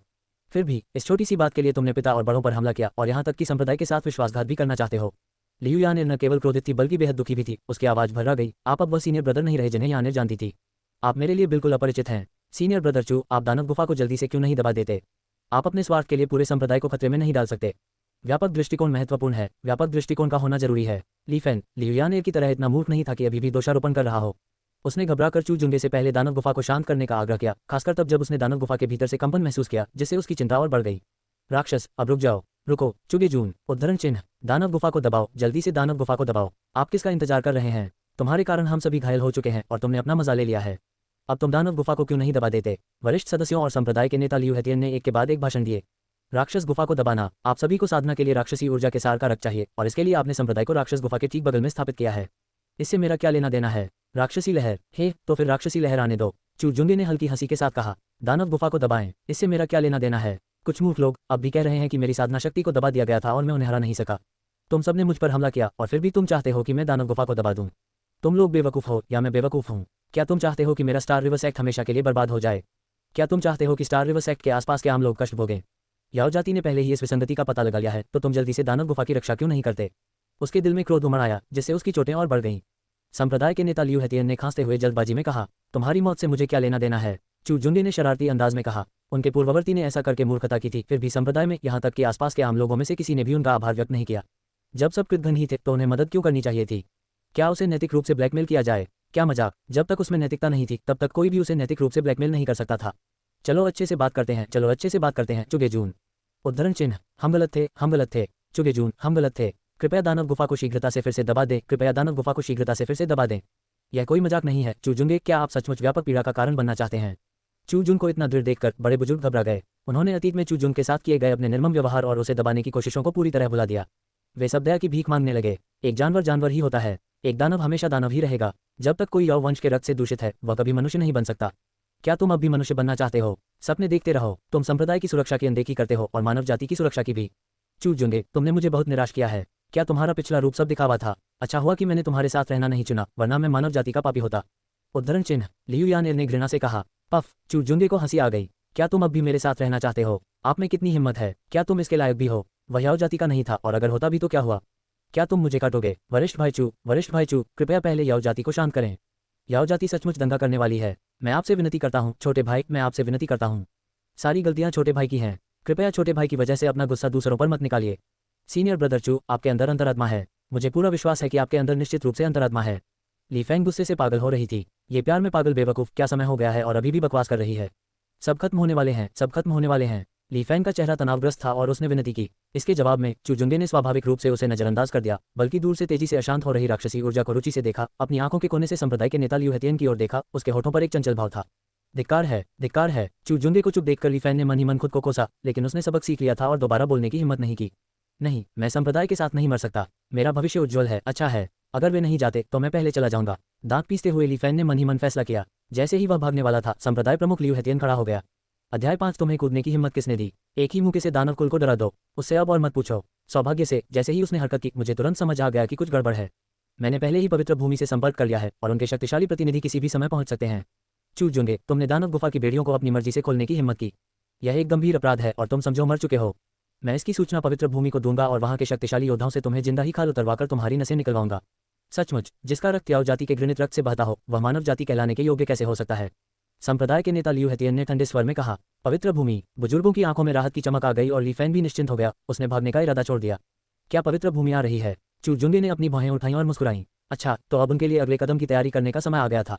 सिस्टम, मेरी वंश परंपरा को उजागर करो। चू जुंगे ने मन ही मन सोचा। वह बस पवित्र भूमि के आने का इंतजार कर रहा था। दुनिया ने आपको गलत समझा। संप्रदाय ने आपको बहिष्कृत कर दिया। फिर उन्हें देखने दो कि क्या उसके पास राक्षसी शरीर था या सर्वोच्च दिव्य शरीर। इन कृतघ्न दुष्टों से हिसाब चुकता करने का समय आ गया था। वह उन्हें निराशा में मरने के लिए मजबूर कर देगा। मूल उपन्यास पढ़ चुके चू जुंगे को यह बात अच्छी तरह से पता थी कि उनके वंश में अभी भी एक भयानक रहस्य छिपा हुआ है। सहन करना, दया की भीख मांगना, पवित्र भूमि द्वारा उत्पीड़ित होना, असंभव। अगर उसे आनंद लेना था तो वह उसका भरपूर आनंद लेता। वह अपने पुराने डरपोक और निर्णायक स्वभाव जैसा नहीं था। डिंग, मेजबान के वंश को खोलने के लिए 5000 भाग्य अंक चाहिए। क्या आप निश्चित हैं? चू जुंगे के दिमाग में यांत्रिक सिस्टम का प्रॉम्प्ट बज उठा। पुष्टि करना। चू जुंगे ने मन ही मन सोचा। डिंग, सील खोलना शुरू हो रहा है। अपने शरीर में बहते रक्त से धीरे धीरे दिव्य शक्ति और रहस्यमय प्रकाश का विकिरण महसूस करते हुए चू जुंगे ने अब सिस्टम पर ध्यान नहीं दिया, बल्कि अपनी निगाहें संप्रदाय के उच्च अधिकारियों की ओर मोड़ लीं। क्या देख रहे हो छोटे शैतान? बस मौत का इंतजार करो। तुमने चुपके से दानव गुफा की बेड़ियां खोल दी, जिससे व्यापक पीड़ा हुई। तुम ही दोषी हो। अब से तुम्हें दानव गुफा में तड़पाकर मार डाला जाएगा। संप्रदाय के नेता लियू हेतियन ने घृणा के साथ कहा। चू जुंगे, तुम मानव जाति के गद्दार हो। हाँ, चू जुंगे, तुम्हारी मौत करीब है। वास्तव में जिसकी रक्तरेखा याओ जाति की रक्तरेखा से मिलती है, वह एक संकर है। एक के बाद एक संप्रदाय के वरिष्ठों ने शीतलता और संतुष्टि के साथ बात की। चू जुंगे, यदि तुम अब घुटने टेक कर दया की भीख मांगो और अपना सम्राट का रक्त अर्पित करो, तो मैं हमारे पुराने संबंधों को ध्यान में रखते हुए तुम्हारे लिए मध्यस्थता करने को तैयार हूँ। लियू यानेर ने ठंडे स्वर में कहा। चू जुंगे, बस मौत का इंतजार करो। ली फैंग ने भी ईमानदारी का दिखावा छोड़ दिया और व्यंग्यपूर्ण लहजे में कहा। मेरी बेइज्जती करने की हिम्मत करते हो? यही तुम्हारा अंत है। मुझे न केवल तुम्हारा सम्राट रक्त चाहिए, बल्कि तुम्हारी जान भी चाहिए। उद्धरण चिन्ह प्रश्नवाचक चिन्ह उद्धरण चिन्ह। चू जुंगे को लगभग हंसी के साथ साथ गुस्सा भी आ रहा था। अपने पिछले जीवन में जब वह उपन्यास पढ़ता था तो उसे कुछ खलनायकों और सहायक पात्रों की मूर्खता अविश्वसनीय लगती थी, लेकिन अब उसने इसे स्वयं अपनी आंखों से देख लिया था। ऐसे मूर्ख सचमुच मौजूद थे। यकीनन किसी ने यह नहीं सोचा होगा कि वह पवित्र भूमि के प्रति अपने डर के कारण जल्दबाजी में कोई कदम उठाने की हिम्मत नहीं करेगा, है ना? बिल्कुल नहीं, बिल्कुल नहीं। कुतिया, क्या तुझे यहाँ बोलने का अधिकार है? चू जुंगे ने दूर से ही लियू यानेर को थप्पड़ मारकर बेहोश कर दिया और फिर ली फैंग पर ठंडी मुस्कान के साथ कहा। शोर मचा रही हो। उनकी आवाज में राजसी दिव्य शक्ति समाहित प्रतीत होती थी, जिसमें ध्वनि तरंग जैसी आक्रमण शक्ति थी, जिसने ली फैंग को तुरंत खून थूकने पर मजबूर कर दिया और उसकी आवाज अत्यंत कमजोर हो गई। वे ऐसा क्यों कहते कि सन्स ऑफ डेस्टिनी अजय तिल चिट्टे हैं? देखो, इस हालत में भी ली फैंग को उठने में मुश्किल हो रही है। फिर चू जुंगे ने उसे एक जोरदार थप्पड़ मारा और ली फैंग जमीन पर बेसुध पड़ा रहा। वह बहुत शांति से सोया। डिंग, होस्ट ने भाग्य के पुत्र और भाग्य की पुत्री का बार बार अपमान किया। भाग्य के पुत्र के नायक का हिलोक क्षतिग्रस्त हो गया और भाग्य अंक बुरी तरह प्रभावित हुए। होस्ट को 5000 भाग्य अंक प्राप्त करने पर बधाई। सिस्टम की आवाज सुनाई दी। मैं मौत का इंतजार करूं? तुम्हें इतना अहंकारी होने की हिम्मत किसने दी? संप्रदाय के नेता लियू हेतियन और अन्य लोगों के भावों में आए भारी बदलाव को देखते हुए चू जुंगे ने शांत भाव से कहा। मैं मरूंगी या नहीं ये तो मुझे नहीं पता, लेकिन कैदियों के एक समूह को मेरे सामने शोर मचाने की हिम्मत किसने दी? पवित्र भूमि अभी तक नहीं पहुंची है। धमाका। चू जुंगे के पीछे गर्जना में स्नान करते हुए देवराज का चित्र प्रकट हुआ। मानो अमरता की प्रतीक देवराज की एक उंगली ने वर्षों और अंतरिक्ष को पार कर लिया। आकाश और बादल रंग बदल गए और बिजली से लिपटी एक विशाल उंगली एक भंवर से नीचे उतरी और संप्रदाय के नेता लियू हेतियन और अन्य लोगों की ओर तेजी से बढ़ी। स्वर्ग और पृथ्वी की शक्ति के समान इस भयानक विशाल उंगली का सामना करते हुए संप्रदाय के नेता लियू हेतियन और अन्य लोग दहाड़ते हुए विरोध करने की कोशिश कर रहे थे। हालांकि प्रतिरोध करना तो दूर, दबाव से ही उनके शरीर के रोम रोम से खून बहने लगा। जैसे ही विशाल उंगली नीचे आई, संप्रदाय के नेता लियू हेतियन और अन्य लोग बुरी तरह घायल हो गए और लगभग बेहोश हो गए। क्या जुगनू की रोशनी चमकीले चांद से मुकाबला करने की हिम्मत रखती है? चू जुंगे की हल्की फुल्की बातें सुनकर संप्रदाय प्रमुख लियू हेतियन और अन्य लोग इतने क्रोधित हुए कि उनके चेहरे हरे और फिर बैंगनी हो गए। उन्होंने मुंह भरकर पुराना खून थूका और तुरंत बेहोश हो गए। पीछे हटो, मैंने अभी तुम्हें हमला करने की इजाजत नहीं दी है। जो भी अपना सिर बाहर निकालने की हिम्मत करेगा वह मर जाएगा। दूर से याओ जाति के लोगों के जमावड़े को भांपते हुए चू जुंग ने पीछे मुड़कर देखा। उसकी आंखों में एक ठंडी चमक थी। चू जुंग ने दूर से ही मुक्का मारा और विशाल ऊर्जा और रक्त का प्रवाह उमड़ पड़ा, जिससे रक्त ड्रैगन बने जो दहाड़ते हुए दूर चले गए। याओ जाति के जिन सदस्यों पर इसका सबसे अधिक प्रभाव पड़ा वे सीधे रक्त के धुंध में तब्दील हो गए।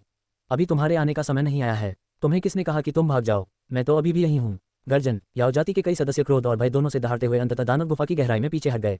उसने भाग्य के पुत्र और भाग्य की पुत्री को नॉकआउट कर दिया, एक उंगली से संप्रदाय के सभी शक्तिशाली लोगों को दबा दिया और एक ही मुक्के से याओ वंश की लहर को रोक दिया। डिंग। पता चला है कि होस्ट वर्तमान संकट से बच निकला है और उसने मूल भाग्य को बदल दिया है। डिंग। मेजबान को शुरुआती कार्य सफलतापूर्वक पूरा करने के लिए बधाई। डिंग। होस्ट ने अपना कार्य कुशलतापूर्वक पूरा कर लिया है, इसलिए सिस्टम आपको सभी क्षेत्र सम्राट शास्त्रों का एक परिपूर्ण मिश्रण प्रदान करेगा। अब आपको इन्हें स्वयं परिष्कृत करने, समझने या अभ्यास करने की आवश्यकता नहीं होगी। क्या आप नौसिखिया उपहार पैकेज प्राप्त करना चाहते हैं? चू जुंगे के दिमाग में एक बार फिर सिस्टम प्रॉम्प्ट्स की एक श्रृंखला गूंज उठी। कार्य पूरा हुआ और फ्यूजन एकदम सही रहा। चू जुंगे की आंखें चमक उठीं। पवित्र भूमि बस आने ही वाली थी। क्या ये शुरुआती कार्य पूरा करने का सही समय नहीं था? प्राप्त करें, चू जुंग ने मन ही मन दृढ़ता से सोचा। डिंग। पुरस्कार वितरण शुरू हो रहा है। धमाका। पल भर में चू जुंगे के शरीर से एक भयानक आभा निकली और अनगिनत घटनाएं अचानक प्रकट हुईं। अगर संप्रदाय के सभी लोग बेहोश न हो गए होते तो वे चू जुंगे को हैरानी और अविश्वास से देखते। नौक्रांति शरीर परिष्करण कला, जो पूर्व महासिद्ध आकाश आधिपत्यधारी द्वारा रचित सर्वोच्च सम्राट ग्रंथ है, शरीर परिष्करण क्षेत्र में अत्यंत रहस्यमय है। इसके शरीर परिष्करण अध्याय को निम्न क्षेत्र की सबसे शक्तिशाली साधना तकनीक माना जाता है, जो भौतिक शरीर के 9 परिष्करणों में सक्षम है। महासिद्धि प्राप्त करने पर व्यक्ति लाखों कैटी की अपार शक्ति प्राप्त कर सकता है, जो उसी क्षेत्र की शक्ति से 10 गुना अधिक है। रक्तदेव सम्राट शास्त्र, रक्त पूर्वज द्वारा रचित, जो अतीत में रक्त देव जाति के एक महान सम्राट थे। इस सम्राट शास्त्र का रक्त शोधन अध्याय निम्न लोक में सबसे शक्तिशाली था, जिससे साधकों को साधना के बाद रक्त की एक बूंद का वजन 1000 जून के बराबर हो जाता था। यदि रक्त शोधन के शिखर तक साधना की जाए तो रक्त की एक बूंद भी विशाल चट्टानों को चकनाचूर करने के लिए पर्याप्त होगी और उनकी रक्त शक्ति लगभग अक्षय होगी। दाव शास्त्र, मानव जाति के महान सम्राट 9 दाव पूज्यों में से एक परम दाव पूज्य द्वारा रचित है। इसे महान दाव की नींव और महान दाव की शुरुआत माना जाता है। इसका स्पिरिट अध्याय निसंदेह सभी जातियों में सर्वोत्कृष्ट सम्राट शास्त्र था।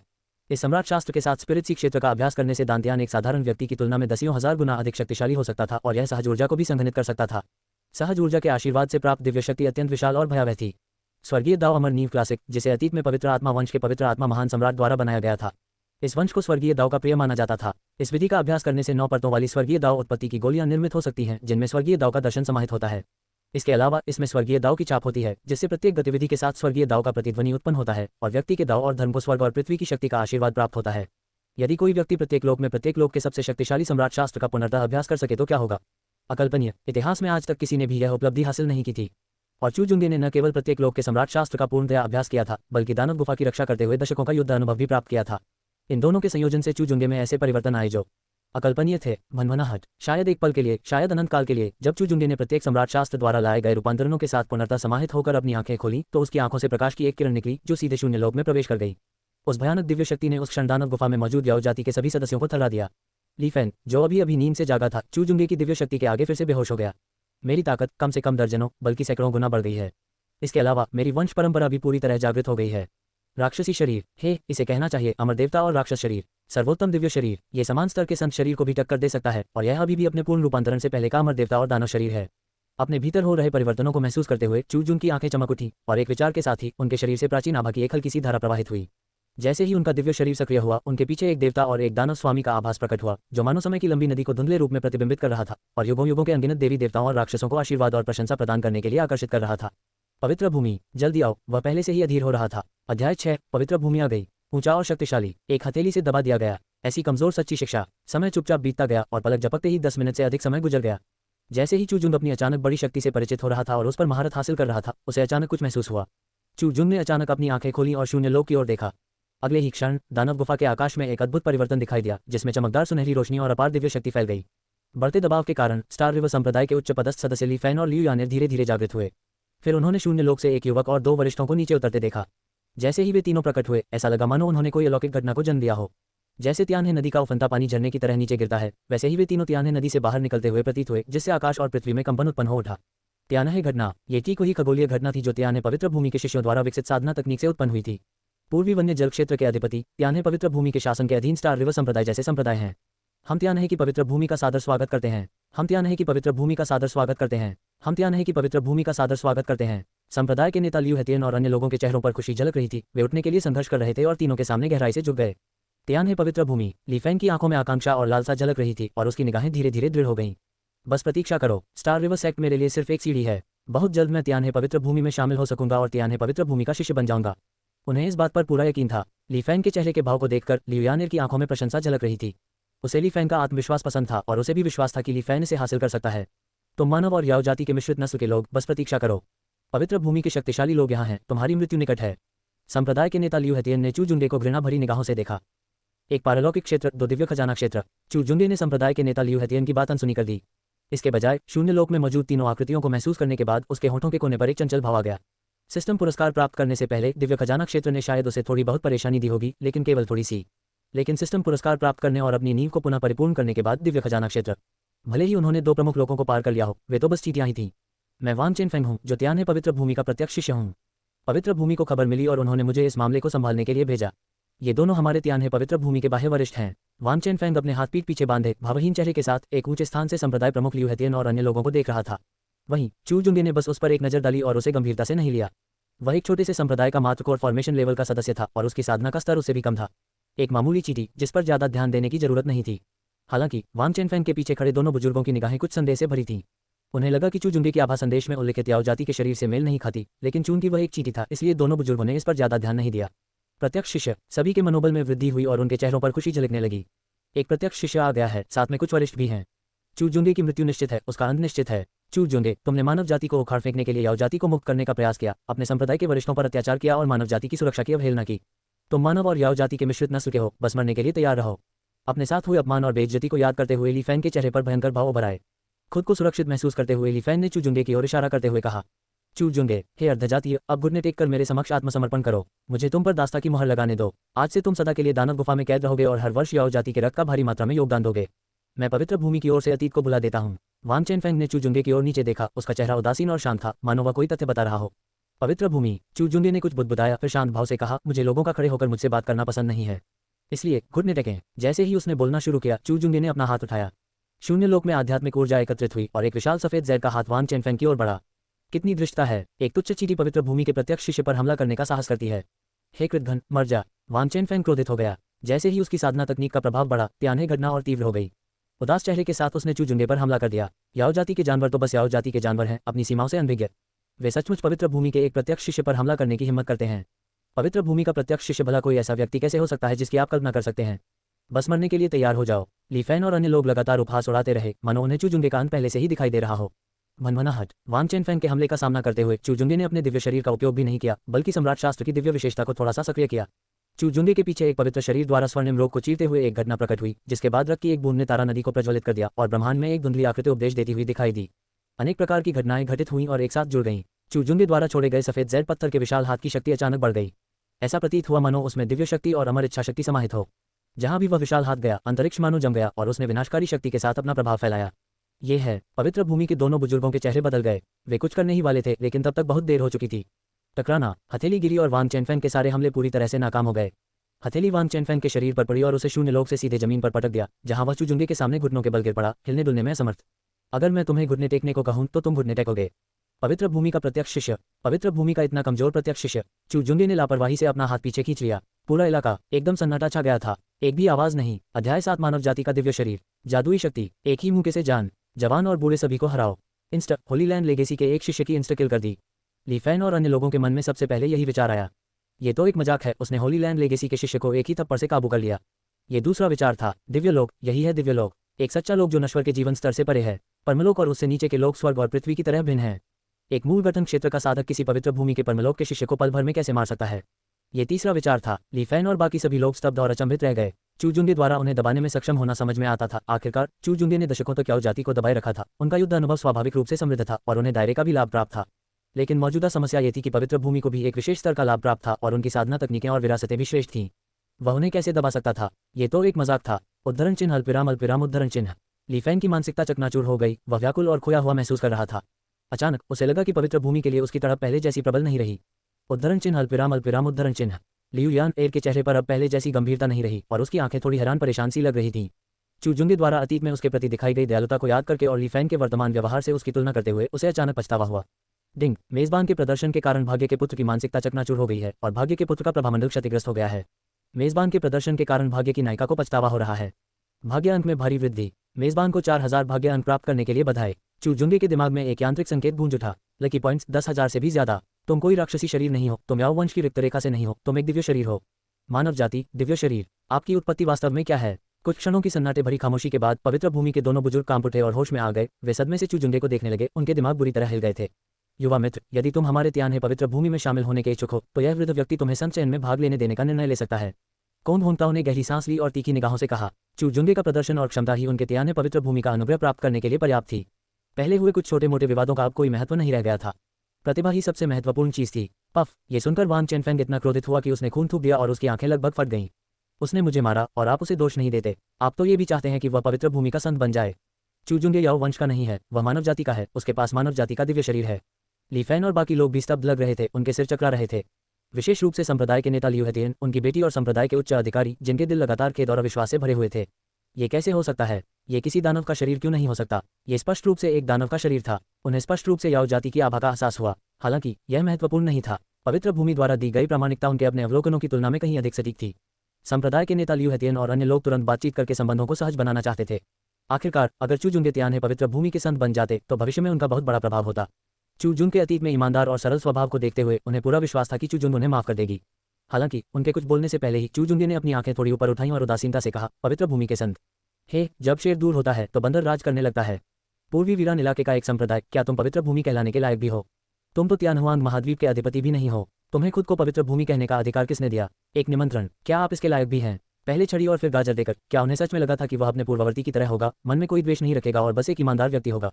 तुम भी मेरे सामने घुटने टेकोगे। चूजुंगे ने एक कदम बढ़ाया और वह दोनों बुजुर्गों के ठीक सामने प्रकट हो गया। उसने एक जोरदार मुक्का मारा जिससे असीम दिव्य शक्ति का प्रवाह हुआ, जो सहज ऊर्जा से और भी बढ़ गया था, मानो एक अथाह ज्वार की तरह। इसके अलावा स्वर्ग और पृथ्वी की असीम शक्ति एक साथ मिल गई, मानो गड़गड़ाहट से गड़गड़ाहट हुई और सब कुछ हिल गया। समुद्र से निकलता चंद्रमा, गर्जन में स्नान करते देवराज, प्राचीन देव राक्षस आशीर्वाद। अनेक दिव्य शारीरिक घटनाएं प्रकट हुई और उन्हें शक्ति प्रदान करने लगी, मानो प्राचीन देवताओं और राक्षसों की शक्ति चूजुंगे के शरीर में समाहित हो गई हो। इस समय उनकी आभा चरम पर पहुंच गई थी।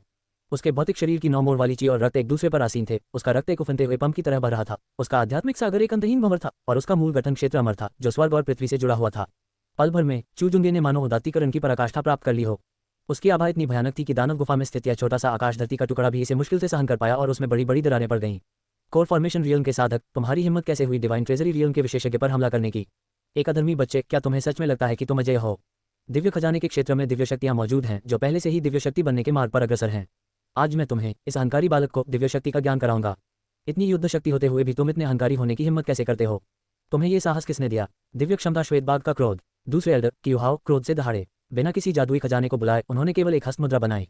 पल भर में एक सफेद बाघ का प्रेत प्रकट हुआ। उसकी पवित्र शक्ति पहाड़ों और नदियों को पार करते हुए दहाड़ते हुए बाघ की तरह थी। असीम ध्वनि तरंगे चूजुंगे की ओर दौड़ पड़ी। एक देव राक्षस की आभा, ये अच्छा नहीं है। हालांकि कोन होंताओ ने चूजुंगे के शरीर पर मौजूद आभा से कुछ महसूस किया। उसका चेहरा बदल गया और इससे पहले कि कोन होंताओ कुछ बोल पाता, चूजुंगे का मुक्का सफेद बाघ के प्रेत को लग चुका था। दैवीय क्षमता, एक ही मुक्के से ढेर। सफेद बाघ सफेद बिल्ली में बदल गया। सफेद बाघ की एक दर्द भरी चीख सुनाई दी और फिर वह क्षण भर के लिए गायब हो गया। अपनी दैवीय शक्ति नष्ट हो जाने के कारण क्यूहाओ को एक करारा झटका लगा। उसका चेहरा लाल हो गया और उसने मुंह से खून थूक दिया। उसकी आंखों में अविश्वास का भाव आ गया। चूजुन को पास ही देखकर क्यूहाओ को ज्यादा सोचने का समय नहीं मिला। भयंकर गुस्से में उसने दहाड़ते हुए कहा, क्या तुम्हें सच में लगता है कि यह पूजनीय दिव्य खजाना क्षेत्र का एक प्रतिष्ठित विशेषज्ञ एक कमजोर योद्धा है? इससे पहले कि वह अपना वाक्य पूरा कर पाता, क्यूहाओ ने एक आक्रामक तकनीक का प्रयोग किया और पलटवार के लिए तैयार हो गया। दैवीय शक्तियों के बिना भी ये पूजनीय व्यक्ति दैवीय क्षमता क्षेत्र का एक महान साधक है। टकराना। क्यूहाओ जमीन पर लेटा हुआ था और बहुत शांति से सो रहा था। ये तो एक मजाक है। दिव्य खजाना क्षेत्र का विशेषज्ञ भी चूजुंगे का मुकाबला नहीं कर सकता। ली फैन हक्का बक्का रह गया, उसका सिर चकरा रहा था। क्या चूजुंगे सच में इतनी ताकतवर है? संप्रदाय के नेता लियू हेतियन और अन्य लोग भी स्तब्ध रह गए, उनके शरीर ठंडे पड़ गए। गलतफहमी, ये सब गलतफहमी है मेरे दोस्त, ये सब गलतफहमी है। कोन होंताओ के माथे पर ठंडा पसीना आ रहा था और वह कुछ समझाने ही वाला था।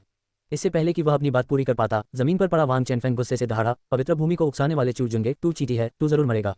आज मैं तुझे बता देता हूं कि पवित्र भूमि का अपमान बर्दाश्त नहीं किया जा सकता।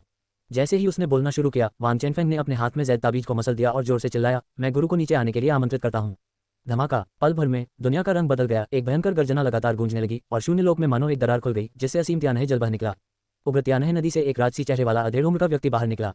उसके प्रकट होते ही एक भयानक दबाव ने पूरी दानव गुफा को घेर लिया और दानव गुफा का विशाल क्षेत्र मानो उस क्षण जम गया। फैंग प्र, ऐसा क्या हुआ कि तुम्हें इस पूज्य गुरु के दिव्य चिंतन का उपयोग करना पड़ा? तुम्हें इस तरह किसने चोट पहुंचाई? अधेड़ उम्र का व्यक्ति बोल रहा था, लेकिन घटनास्थल की स्थिति को स्पष्ट रूप से देखकर उसका चेहरा जम गया। उसकी निगाहें चारों ओर घूमी और अधेड़ उम्र के व्यक्ति ने भौहें चढ़ा लीं। क्या क्यू हाउ को भी दबा दिया गया था? चू जुंगे को देखकर अधेड़ उम्र का व्यक्ति थोड़ा आश्चर्यचकित हुआ। कोर फॉर्मेशन दायरे का साधक वास्तव में इतना शक्तिशाली? इस बच्चे के पास जरूर कोई राज होगा। यह विचार उस अधेड़ उम्र के व्यक्ति के मन में कौंध गया और उसने अपनी आंखें थोड़ी सी सिकोड़ लीं।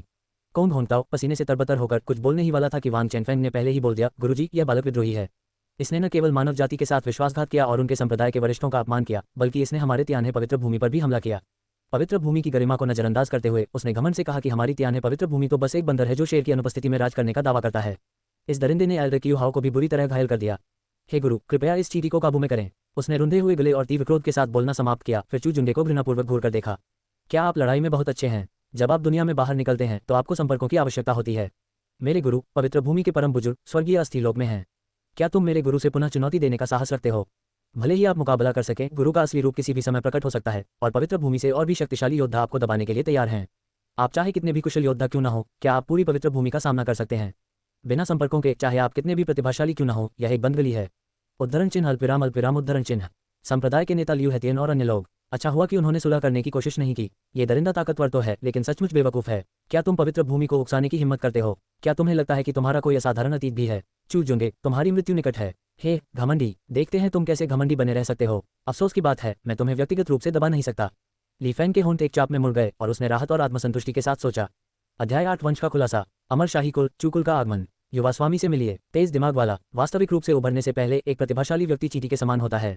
एक दिव्य खजाने के क्षेत्र को दबाने के लिए चींटी, तुम्हारी ताकत वास्तव में असाधारण है, लेकिन तुम बहुत अहंकारी हो और अहंकारी लोगों का अंत अक्सर अच्छा नहीं होता। आज मैं आपको बता दूंगा कि निरंकुश सत्ता के सामने आपका तथाकथित प्रतिभा काबिलियत एक मजाक के अलावा कुछ नहीं है।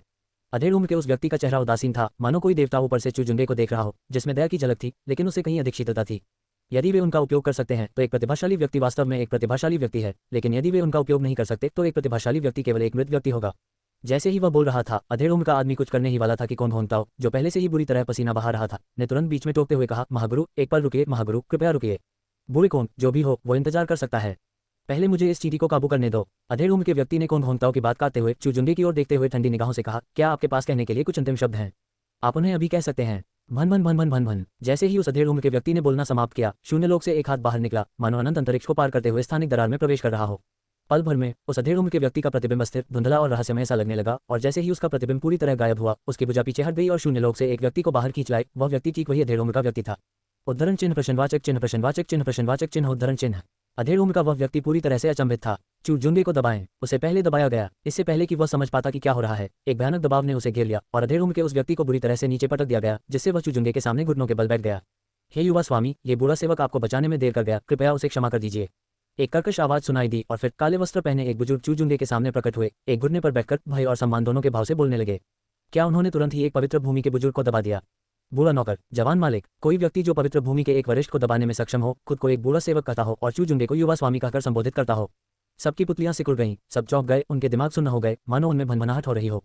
ये सचमुच खत्म हो गया है, ये खत्म हो गया है। केवल कौन होंगताओ का चेहरा पीला पड़ गया, वह लगभग बेहोश हो गया, उसका रंग फीका पड़ गया और उसका शरीर लड़खड़ाने लगा। चू जुंगे की दिव्य शारीरिक ऊर्जा को महसूस करते ही कौन होंगताओ को कुछ गड़बड़ का एहसास हो गया था, लेकिन अफसोस उसे बोलने का मौका ही नहीं दिया गया, उसे बोलने का बिल्कुल भी मौका नहीं दिया गया। अमर सम्राट वंश चू कबीले की आभा। चू कबीले के युवा स्वामी, आप चू कबीले के युवा स्वामी हैं। अधेड़ उम्र का वह व्यक्ति अचानक अपनी तंद्रा से बाहर आया। उसने बुजुर्ग के व्यक्तित्व को महसूस किया और अविश्वास से चू जुंगे को घूरते हुए उसकी आंखों में सदमे का भाव आ गया। हालांकि वह अभी भी घुटनों के बल बैठा हुआ था, जो देखने में काफी हास्यास्पद लग रहा था। क्या सम्राट वंश, अमर सम्राट वंश, चू वंश, चू जुंगे अमर सम्राट चू कबीले का युवा स्वामी है। ली फैन और बाकी सभी के चेहरे खौफ से भर गए, उनके रोंगटे खड़े हो गए, उन्हें चक्कर आने लगा और उनकी खोपड़ी में झुंझुनी होने लगी। वरिष्ठ महोदय, कृपया खड़े हो जाएं। चू जुंगे ने हल्की मुस्कान के साथ बुजुर्ग को उठने में मदद की। सम्राट वंश के युवा स्वामी, ये चू जुंगे का तुरुप का पत्ता था और यही चू जुंगे की असली वंश परंपरा थी। खोया हुआ चू कबीले का युवा स्वामी। मूल उपन्यास को पढ़ चुकी चू जुंगे को स्वाभाविक रूप से यह बात पता थी। अमर सम्राट वंश क्या है? एक ऐसा परिवार जिसने कभी सम्राट क्षेत्र के विशेषज्ञ को जन्म दिया, एक युग को कुचल दिया और पूरे ब्रह्मांड में ख्याति प्राप्त था, उसे अमर सम्राट वंश कहा जा सकता है। मूल उपन्यास के उत्तरार्ध में जब चू जुंगे की वंश परंपरा जागृत हुई तो अमर सम्राट वंश चू के वंश परंपरा की आभा को महसूस करते ही चू वंश तुरंत वहां पहुंच गया और इसी तरह मूल शरीर को उसकी पृष्ठभूमि के बारे में पता चला। अफसोस की बात यह थी कि तब तक बहुत देर हो चुकी थी। ली फैन, जो मुख्य पात्र था, तब तक परिपक्व हो चुका था और उसके पास एक जटिल समर्थन नेटवर्क था जिसे एक अकेला सम्राट वंश हिला नहीं सकता था। अंततः चू वंश और चू जुंगे दोनों को ली फैन ने नष्ट कर दिया। और स्पष्ट रूप से, हालांकि यह बात के चरणों में देर हो चुकी थी, शुरुआती चरणों में जब साजिश अभी शुरू ही हुई थी, वह आयामों को कुचलने वाले हमलों के भीतर आयामों को कुचलने वाला एक हमला था, एक शुद्ध बेजोड़ कुचलने वाला खेल, एक तरफा कुचलना। पवित्र भूमि, महज एक स्वघोषित पवित्र भूमि। एक सम्राट वंश के सामने तो इसे अभी भी घुटने टेकने पड़ते थे। सफल होने के लिए किसी व्यक्ति के पास एक विशिष्ट पृष्ठभूमि होनी चाहिए। माफ कीजिए, मेरी पृष्ठभूमि आपकी कल्पना से परे है। किंवदंती है कि चू वंश के महान सम्राट ने एक बार देवताओं और राक्षसों के रक्त में स्नान किया था, इसलिए चू वंश की वंश परंपरा में अक्सर दिव्य राक्षसी शरीर जागृत हो जाता है। दिव्य राक्षसी शरीर के जागृत होने से पहले दिव्य प्रकृति छिपी रहती है और राक्षसी प्रकृति प्रमुख होती है, जिससे लोगों के लिए इसे राक्षसी शरीर समझने की गलती करना आसान हो जाता है। मैंने गलती से एक दिव्य शैतानी शरीर को राक्षसी शरीर समझ लिया था। जिस बच्चे को मैं वापस लाया था वह वास्तव में चू कबीले के सीधे वंशज का था और मुझे उससे दोस्ती करने और उसका पक्ष जीतने का मौका मिला था। फिर भी मैंने उस मौके का इस्तेमाल एक निकम्मे से दोस्ती करने के लिए किया। चू वंश का एक प्रतिष्ठित प्रत्यक्ष वंशज, फिर भी मैं उसकी वास्तविक क्षमता को पहचानने में विफल रहा। एक सच्चे ड्रैगन को मछली समझ बैठा। संप्रदाय के नेता लियू हेतियन लगभग बेहोश हो गए और इस क्षण उनके मन में खेद की भावना चरम पर पहुंच गई। लियू यान अब अपना शांत स्वभाव बरकरार नहीं रख सकी। उसके कोमल छोटे चेहरे पर अब स्तब्धता के भाव छा गए थे। ली फैन की ओर अनजाने में एक नजर डालने के बाद वह अचानक किसी कारण से भ्रमित महसूस करने लगी। क्या चू जुंगे की तुलना ली फैन से सचमुच की जा सकती है? नहीं, बल्कि यह सवाल पूछा जाना चाहिए, क्या ली फैन की तुलना चू जुंगे से करना उचित है? क्या मैंने सचमुच एक चींटी के लिए पूरा जंगल त्याग दिया? अफसोस, अफसोस, बहुत अफसोस। ये कैसा मजाक है, कैसा मजाक है। चू जुंगे वास्तव में एक सम्राट वंश का युवा स्वामी है। चू जुंगे एक सम्राट वंश का युवा स्वामी कैसे हो सकता है? दिव्य दानव शरीर। चू जुंगे के पास सचमुच एक दिव्य दानव शरीर है। चू जुंगे के पास दिव्य दानव शरीर क्यों है और मेरे पास केवल एक साधारण नश्वर शरीर क्यों है? धिक्कार है, धिक्कार है, धिक्कार है। ली फैन की मानसिकता पूरी तरह से चकनाचूर हो गई। उसका कभी ईमानदार दिखने वाला चेहरा अब पूरी तरह से विकृत और क्रूर हो गया था और इस समय उसकी ईर्ष्या और घृणा चरम पर पहुंच गई थी। वांग चेनफेंग, जो कभी बहुत ऊंचे और शक्तिशाली माने जाते थे, अब एक 180 पाउंड के बच्चे की तरह व्याकुल और घबराए हुए थे। चूकुल के युवा स्वामी को नाराज करने की हिम्मत करने के तीव्र भय ने उनके शरीर को अनियंत्रित रूप से कांपने पर मजबूर कर दिया था। इसमें कोई आश्चर्य नहीं कि वह इतना प्रभावशाली था। इसमें कोई आश्चर्य नहीं कि वह अपने स्तर से ऊपर लड़ सकता था। आखिरकार यह एक दिव्य शैतान शरीर है। वांग चेनफेंग के मन में बस यही एक विचार बचा था, हे स्वामी, आप इस बूढ़े सेवक को वरिष्ठ कैसे कह सकते हैं? आप इस बूढ़े सेवक के प्रति बहुत दयालु हैं। हे स्वामी, कुछ बातें ऐसी हैं जो आपको अभी तक ज्ञात नहीं हैं। कृपया एक क्षण प्रतीक्षा करें, ये बूढ़ा सेवक आपको शीघ्र ही समझा देगा। चू जुंगे के सहारे काले वस्त्र पहने बुजुर्ग ने अपने हृदय में एक गर्माहट महसूस की और जोश के साथ उठ खड़े हुए।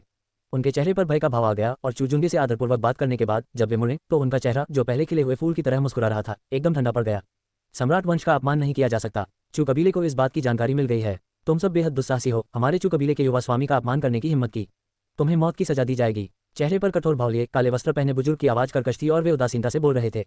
अध्याय 9 चुबा पर्वत। उपहार। हवा पवित्र भूमि को उड़ा ले गई और मैं गोमांस नहीं खाता। शाही परिवार का अपमान नहीं किया जा सकता। ये मेरा परपोता ही होगा। परपोते, मेरा नाम चू बाशान है। तुम मुझे तीसरा चाचा कह सकते हो। ये हमारी पहली मुलाकात है और आपके तीसरे चाचा को नहीं पता कि आपको क्या उपहार देना है, इसलिए मैंने तथाकथित त्याने पवित्र भूमि के पवित्र भगवान और बाकी सब कुछ पैक करके आपके पास ला दिया है। इसी क्षण बादलों के बीच से एक और बुलंद आवाज गूंजी। आवाज के मंद पड़ते ही चूजुंगे के बगल में एक हट्टा कट्टा अधेड़ उम्र का आदमी प्रकट हुआ। चुबाशान के विशाल हाथ के इशारे से लगभग 10 आकृतियां जमीन पर घुटने टेकती हुई दिखाई दी। पवित्र प्रभु, महागुरु। इन आकृतियों को देखकर वांग चेनफेंग, कोन होंगताओ और अन्य लोगों के चेहरे जम गए। उनकी आंखों में भय भर गया। ये चाचा की तरफ से तुम्हारे लिए दूसरा तोहफा है। फिर चुबाशान ने दोबारा शून्य लोक की ओर इशारा किया और अगले ही पल एक परिवर्तन हुआ। Boom boom boom. अचानक कई धीमी धमकें सुनाई दी। शून्य लोक के ऊपर हवाओं का रंग बदलता हुआ प्रतीत हुआ। कवचधारी, ठंडी ऊर्जा और घातक इरादे से भरे दर्जनों आकृतियां आकाश से प्रकट हुईं और चूजुंगे के पीछे एक घुटने पर बैठ गईं। नमस्कार युवा स्वामी, नमस्कार युवा स्वामी, नमस्कार युवा स्वामी। उनकी आवाजें गरज की तरह थीं, युद्ध के ढोल की तरह, कान बहरा कर देने वाली और विशाल, मानो आकाश और पृथ्वी को हिला रही हो, अनंत विधि की लहरों को जन्म दे रही हो। स्वर्गीय अस्थि क्षेत्र। ये सभी स्वर्गीय अस्थि क्षेत्र के हैं। क्या ये वही महान शाही परिवार के शाही रक्षक हैं? इनमें से सबसे कमजोर तो सभी स्वर्गीय अस्थि लोक में हैं। सभी ने अनजाने में ही घूम भरी। उनकी सांसें बेहद मुश्किल हो गईं। हेवनली बोन क्या है? मानव जाति के पास एक विशाल वीरनुमा अजगर है जिसे 9 भागों में विभाजित किया जा सकता है। स्वर्गीय अस्थि लोक वह स्थान है जहां दिव्य शक्ति का उपयोग करके इस विशाल वीरनुमा अजगर को संवारा और पोषित किया जाता है। यदि कोई पूर्णता प्राप्त कर लेता है तो वह स्वर्ग में जा सकता है, इसलिए इसे स्वर्गीय अस्थि लोक कहा जाता है। इस अवस्था को प्राप्त करने पर व्यक्ति दिव्य प्राणी के समान हो जाता है या उनसे भी श्रेष्ठ हो जाता है। पहाड़ों को हिलाना, पहाड़ों को जलाना और समुद्रों को अपने भौतिक शरीर से भरना सहज हो जाता है और व्यक्ति विधि की शक्ति का भी प्रयोग कर सकता है। हे मेरे प्यारे भतीजे, ये दिव्य दानव रक्षक दल अब से आपके निजी रक्षक होंगे। वे आपके प्रति अपनी जान की निष्ठा रखेंगे और आपके हर आदेश का पालन करेंगे। परपोते, केवल उनके स्वर्गीय अस्थि क्षेत्र में होने को मत देखो। परिवार द्वारा उनमें से प्रत्येक को सावधानीपूर्वक प्रशिक्षित किया गया है। वे आरोही सीढ़ी क्षेत्र के विशेषज्ञ से भी लड़ने में सक्षम हैं और वे संयुक्त युद्ध संरचनाओं का उपयोग करके निर्वाण क्षेत्र के विशेषज्ञ का मुकाबला कर सकते हैं। उस हटे कट्टे अधेड़ उम्र के व्यक्ति ने चूजुंगे के कंधे पर थपथपाते हुए स्नेहपूर्ण भाव से कहा। उद्धरण चिन्ह डॉट डॉट डॉट उद्धरण चिन्ह। चाहे वह वांग चेनफेंग हो या ली फैन और अन्य लोग, उनकी आंखें स्तब्ध रह गईं और उनके दिमाग में अचानक एक वाक्यांश उभर आया। जब आप दुनिया में कदम रखते हैं तो आपको संपर्कों की आवश्यकता होती है। क्या आपके पास संपर्क हैं? ये वाक्य उनके चेहरे पर एक अदृश्य थप्पड़ की तरह था जिससे उनके गालों में जलन होने लगी। संपर्क। उसके सभी रक्षक स्वर्गीय अस्थि क्षेत्र में हैं। अकेले उसके रक्षकों की शक्ति ही त्याने पवित्र भूमि का मुकाबला करने के लिए पर्याप्त है। वे शक्तिशाली विशेषज्ञ जो उनकी पहुंच से बाहर थे केवल चूजुंगे के अधीनस्थ बनकर ही रह सकते थे। संबंधों की तुलना करें तो क्या वे योग्य थे? क्या वे किसी भी मायने में योग्य थे? वांग चेनफेंग ढह गए। ली फैन बेहोश हो गई। सभी लोग, सारे के सारे बेहोश हो गए। दबाव की इन भयावह लहरों का सामना करते हुए किसी की भी बोलने की हिम्मत नहीं हुई और कोई एक शब्द भी नहीं बोल सका। निराशा के अलावा केवल निराशा ही बची थी। डिंग, भाग्य के पुत्र ली फैंग की मनोवैज्ञानिक सुरक्षा मेजबान द्वारा तोड़ दी गई है। ली फैंग के भाग्य के घेरे को नुकसान पहुंचा है, भाग्य अंक में भारी कमी आई है। मेजबान को 3000 भाग्य अंक प्राप्त करने के लिए बधाई। डिंग, भाग्य के पुत्र को मेजबान ने पूरी तरह से कुचल दिया है और उसकी मानसिकता पूरी तरह से ध्वस्त हो गई है। ली फैंग की भाग्य के पुत्र की स्थिति डगमगाने लगी है, भाग्य अंक में भारी गिरावट आई है। मेजबान को 4000 भाग्य अंक प्राप्त करने के लिए बधाई। चू जुंगे के दिमाग में 2 यांत्रिक संकेत ध्वनियां गूंज उठीं। भाग्य अंक 7000 की वृद्धि। मेरे प्यारे भतीजे, चाचा जी जानते हैं कि तुम्हारे मन में बहुत सारे सवाल हैं। चिंता मत करो, ये मामला सुलझते ही चाचा जी तुम्हें सब कुछ बता देंगे। अभी के लिए इन चींटियों से जिन्होंने तुम्हें परेशान किया है, तुम्हें खुद निपटना होगा। चुबाशान ने चू जुंगे के कंधे पर हाथ रखा, ली फैन और उनके सामने खड़े अन्य लोगों की ओर इशारा किया और सौहार्दपूर्ण ढंग से कहा, क्या वह खुद ही इस मामले को संभालकर अपनी सीमा का उल्लंघन कर रहा है? चुबाशान स्वाभाविक रूप से ऐसा काम नहीं करेगा। चू जुंगे इस मामले में शामिल था, इसलिए स्वाभाविक रूप से उसे अपने परपोते को खुलकर अपनी भड़ास निकालने देनी पड़ी। उसका परपोता जो भी करना चाहता था वही किया गया। धन्यवाद तीसरे चाचा, आप सभी भी उठ खड़े हों। चू जुंगे ने पहले चुबाशान को धन्यवाद दिया, फिर अपने पीछे खड़े दिव्य दानव रक्षकों की ओर देखा और धीरे से कहा, धन्यवाद युवा प्रभु, धन्यवाद युवा प्रभु, धन्यवाद युवा प्रभु। दिव्य दानव रक्षक उठ खड़े हुए। हवा का रुख बदल गया है। इस त्यान पवित्र भूमि का स्वामी बदल दें। सबकी निगाहों के सामने चू जुंगे ने अपना हाथ थोड़ा ऊपर उठाया, मानो वह आकाश और पृथ्वी के बीच बहने वाली हवा को महसूस कर रहा हो। उसके होंठ हिले और चू जुंगे ने शांत भाव से कहा, त्यान है कि पवित्र भूमि को नष्ट करो। ये सुनकर चुबाशान संतुष्टि से मुस्कुरा उठा। बहुत अच्छा, निर्णायक और दृढ़ निश्चयी। सचमुच मेरा भतीजा कोमल हृदय वाला नहीं, शाही परिवार की प्रतिष्ठा को धूमिल नहीं करने वाला। युवक स्वामी के आदेश का पालन करो। दर्जनों दिव्य दानव रक्षकों ने जरा भी संकोच नहीं किया। वे दृढ़ निश्चय के साथ उठे और शून्य लोक में प्रवेश कर सीधे त्यान पवित्र भूमि की ओर चल पड़े। विस्मयादिबोधक चिन्ह, विस्मयादिबोधक चिन्ह, विस्मयादिबोधक चिन्ह। त्यान पवित्र भूमि के पवित्र स्वामी और अन्य लोगों का चेहरा पीला पड़ गया, उनके चेहरे निराशा से भर गए। क्या शाही परिवार का सदस्य होना इतना महान है? क्या शाही परिवार अपनी मनमर्जी कर सकता है? हमने तो बस तुम्हें नाराज किया है और तुम पूरे पवित्र देश का नरसंहार करना चाहते हो। हे दरिंदे, हे दरिंदे, तुम इंसान कहलाने के लायक नहीं हो। वान चेनफेंग की आंखें क्रोध से फट रही थी, उनमें पहले वाला घमंड और अभिमान बिल्कुल गायब हो गया था। अब केवल झुंझलाहट, आक्रोश और भय ही शेष था। इसके जवाब में चू जुंगे ने कुछ नहीं कहा, बस काले कपड़े पहने उस बुजुर्ग की ओर एक नजर डाली जिसने खुद को एक बूढ़ा नौकर बताया। काले वस्त्रधारी बुजुर्ग समझ गए। उन्होंने अपना हाथ बढ़ाया और ऐसा लगा मानो जीवन और मृत्यु की शक्ति प्रकट हो उठी हो। जब उन्होंने मुट्ठी भींची तो वहां मौजूद त्यान पवित्र भूमि के सभी उच्च पदस्थ सदस्य पल भर में धूल में बदल गए और गायब हो गए। जीवन और मृत्यु को नियंत्रित करने वाला यह है निर्वाण क्षेत्र का विशेषज्ञ। क्षमा करें, शाही परिवार वास्तव में जो चाहे कर सकता है। चू जुंगे ने शांत भाव से कहा। वान चेनफेंग की भयभीत और कांपती निगाहों के सामने चू जुंगे ने उंगली उठाकर सीधे वान चेनफेंग को दबा दिया और उसकी हत्या कर दी। उसका पहले का रूप डरपोक था और वह दयालुता का जवाब शिकायतों से देता था, लेकिन वह ऐसा नहीं होगा। पृथ्वी पर अपने पिछले जीवन में उसे हमेशा दमन और अपमान सहना पड़ा था। यदि इस जीवन में भी उसे हर जगह सतर्क रहना पड़े तो क्या उसका पुनर्जन्म व्यर्थ नहीं होगा? इस जन्म में चू जुंगे बस इतना ही कहना चाहती थी, मैं गोमांस नहीं खाती। अध्याय 10। क्या ली फैंग को उसके दोस्तों ने छोड़ दिया है और उसे दानव गुफा की रखवाली करने के लिए अकेला छोड़ दिया गया है? अब आपकी बारी है, अब आपकी बारी है। चू जुंगे ने अपनी निगाहें ली फैन और अन्य लोगों की ओर घुमाई। चुगे जून, मैं ही क्षण भर के लिए भ्रमित हो गया था। मैं उस बदमाश ली फैन के बहकावे में आ गया था। अब मुझे सचमुच ज्ञान प्राप्त हो गया है और अब जाकर मुझे संप्रदाय में आपके योगदान याद आ रहे हैं। चुगे जून, मुझे शर्म आ रही है, सचमुच शर्म आ रही है। यद्यपि मैंने एक बार तुम्हें संप्रदाय में वापस लाया था, यद्यपि मैंने एक बार तुम्हारा पालन पोषण किया था, यद्यपि मैंने तुम्हें साधना तकनीकें सिखाई थी, तुम्हें संसाधन दिए थे और तुम्हें एक मजबूत स्वतंत्र व्यक्ति बनाया था, लेकिन इस बार आपके प्रति मेरे इस दुर्व्यवहार का कारण यह नहीं है, नहीं मेरे इन अपमानजनक शब्दों का। सारी गलतियां मेरी हैं। मैं आपसे बस इतना ही अनुरोध करता हूं, चुगे जून की मुझे प्रायश्चित करने का एक मौका दें। संप्रदाय के नेता लियू हेतियन की आवाज भावनाओं से भर उठी। उनके चेहरे पर पश्चाताप के भाव थे। चू जुंगे के प्रति अपनी दयालुता का सूक्ष्म उल्लेख करने के बाद वे घुटनों के बल बैठ गए और जोर से चिल्लाए, उद्धरण चिन्ह, प्रश्नवाचक चिन्ह, प्रश्नवाचक चिन्ह, प्रश्नवाचक चिन्ह, उद्धरण चिन्ह। ली फैंग को ऐसा लगा जैसे उस पर बिजली गिर गई हो। मैं एक बदमाश? गुरुजी, क्या आपने आपके आने से पहले यह नहीं कहा था कि मैं संप्रदाय की आशा हूँ? बिल्कुल बिल्कुल, लियू हेतियन सही हैं। हम इस दरिंदे ली फैंग के झांसे में आ गए। चुगे जून, कृपया, आपके संप्रदाय के वरिष्ठ सदस्यों के रूप में हमने अतीत में आपके साथ अच्छा व्यवहार किया है, इसलिए हमें एक मौका दें। चुगे जून, आप सचमुच एक शाही कुल के युवा स्वामी हैं। मुझे बहुत गर्व है। अगर आज मेरी मृत्यु भी हो जाए तो भी मुझे शांति मिलेगी। चुगे जून, ये सब ली फैंग की गलती है। इस दरिंदे ली फैंग ने ही हमारी गलतफहमी को और गहरा कर दिया है। ये बच्चा 10,000 बार मरने लायक है। एक एक करके संप्रदाय के बड़े बुजुर्ग घुटने टेक कर दया की भीख मांगने लगे। उद्धरण चिन्ह, अल्पविराम, अल्पविराम, उद्धरण चिन्ह। ली फैंग के चेहरे पर दर्द के भाव स्पष्ट दिखाई दे रहे थे। उसकी आंखें भावहीन थीं।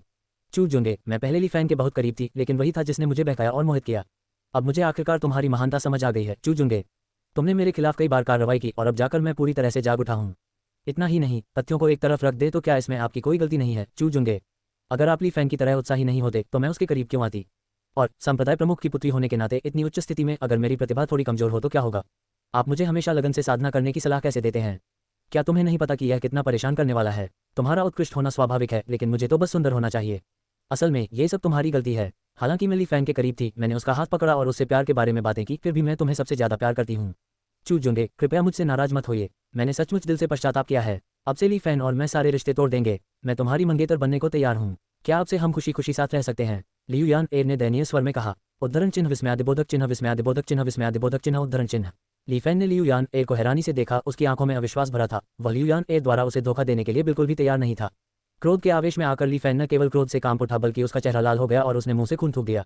तुम बहुत बढ़िया, बहुत बढ़िया, बहुत बढ़िया, आह, सचमुच बहुत बढ़िया, आह। ली फैन ने आकाश की ओर दहाड़ मारी। दर्द, बहुत दर्द, दर्द इतना तीव्र था कि वह सांस भी नहीं ले पा रहा था। डिंग, भाग्यशाली महिला नायिका ने भाग्य के पुत्र को धोखा दिया, जिससे भाग्य के पुत्र का भाग्य क्षतिग्रस्त हो गया। भाग्य अंक बुरी तरह प्रभावित हुए। मेजबान को 3000 भाग्य अंक प्राप्त करने के लिए बधाई। डिंग, भाग्य के पुत्र को मेजबान द्वारा त्याग दिए जाने के कारण उसके भाग्य के प्रभामंडल को भारी क्षति पहुंची है। भाग्य अंक बुरी तरह प्रभावित हुए हैं। मेजबान को 10,000 भाग्य अंक प्राप्त करने के लिए बधाई। सिस्टम नोटिफिकेशन की 2 आवाजें सुनाई दी। 13,000 लक पॉइंट्स। ताली बजाओ, ताली बजाओ, ताली बजाओ। चू जुंगे ने ताली बजाई, उनका चेहरा प्रशंसा से भर गया और उन्होंने कहा, शानदार, सचमुच शानदार।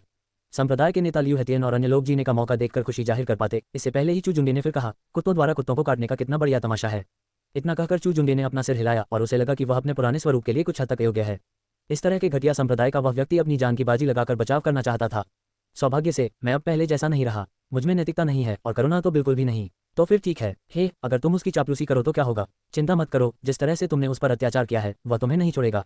चू जुंगे, मैं इनका दरिंदों जैसा नहीं हूँ। अगर हिम्मत है तो मुझे मार डालो, आओ मुझे मार डालो। ली फैन ने तिरस्कार भरी निगाहों से ऊपर देखते हुए लगातार उपहास किया।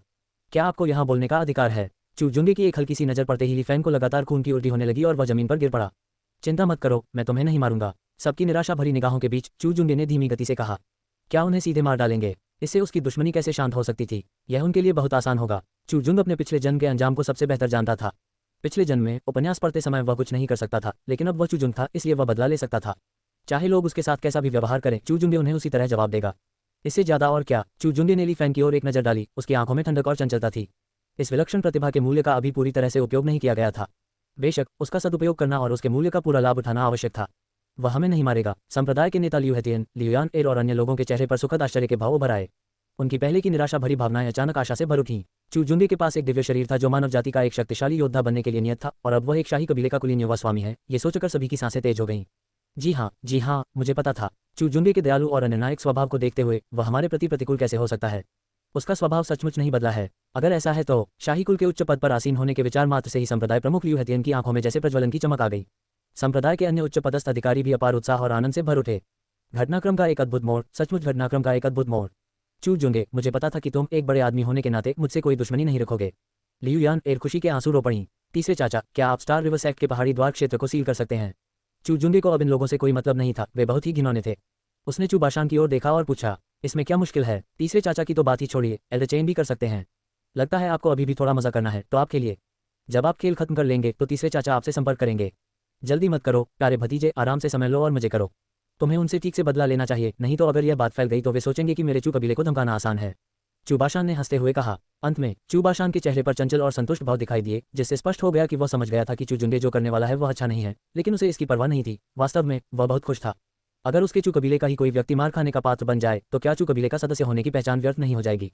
अतिवादी चू वंश के लोग जरूर दबंग होंगे, वरना पूर्वज ने इतनी बड़ी नींव व्यर्थी खड़ी कर दी होती। अच्छा, चू जुंगे मुस्कुराए। चूबाशान को पलक झपकते ही गायब होते देख चू जुंगे ने काले वस्त्रधारी बुजुर्ग की ओर देखा और झुककर कहा, बुजुर्ग चेन, मैं आपको परेशान कर रही हूँ। युवक स्वामी बहुत ही विनम्र है। इस बूढ़े सेवक का सौभाग्य है कि वह स्वामी की सेवा कर पाता है। कृपया इस बूढ़े सेवक को बता दीजिए कि स्वामी क्या चाहते हैं। एल्डर चेन ने विनम्रता से कहा। चुगेजून, तुम क्या करने वाले हो? संप्रदाय के नेता लियू हेतियन ने कुछ गड़बड़ महसूस की, अनजाने में घूंट भरा और कांपते हुए कहा, क्या आप नहीं चाहते थे कि मैं दानव गुफा की रखवाली करूं? ठीक है, तो अब से इस दानव गुफा की रखवाली का जिम्मा आपको सौंपा जाता है। चिंता मत करो, स्टार रिवर सेक्ट में केवल प्रवेश किया जा सकता है, बाहर नहीं निकला जा सकता। भागने के बारे में सोचना भी मत। तुम्हें शुभकामनाएं। उद्धरण चिन्ह। चू जुंगे की आंखों में चंचल भाव झलक रहा था और उसने धीमी गति से कहा, मूल रचना में इन बदमाशों ने याओ वंश को मोहर तोड़ने की अनुमति देने के लिए उसे फंसाया और उस पर झूठे आरोप लगाए। फिर वह इसे इन बदमाशों को लौटा देगा। दानव गुफा की रक्षा करो। ठीक है, तो आप सब इस दानव गुफा की रक्षा करेंगे। आप सभी उस निराशा का अनुभव करें जो कभी आपके पूर्व स्वरूप ने झेली थी। और ये तो बस शुरुआत थी। वह चाहता था कि ये जानवर हटा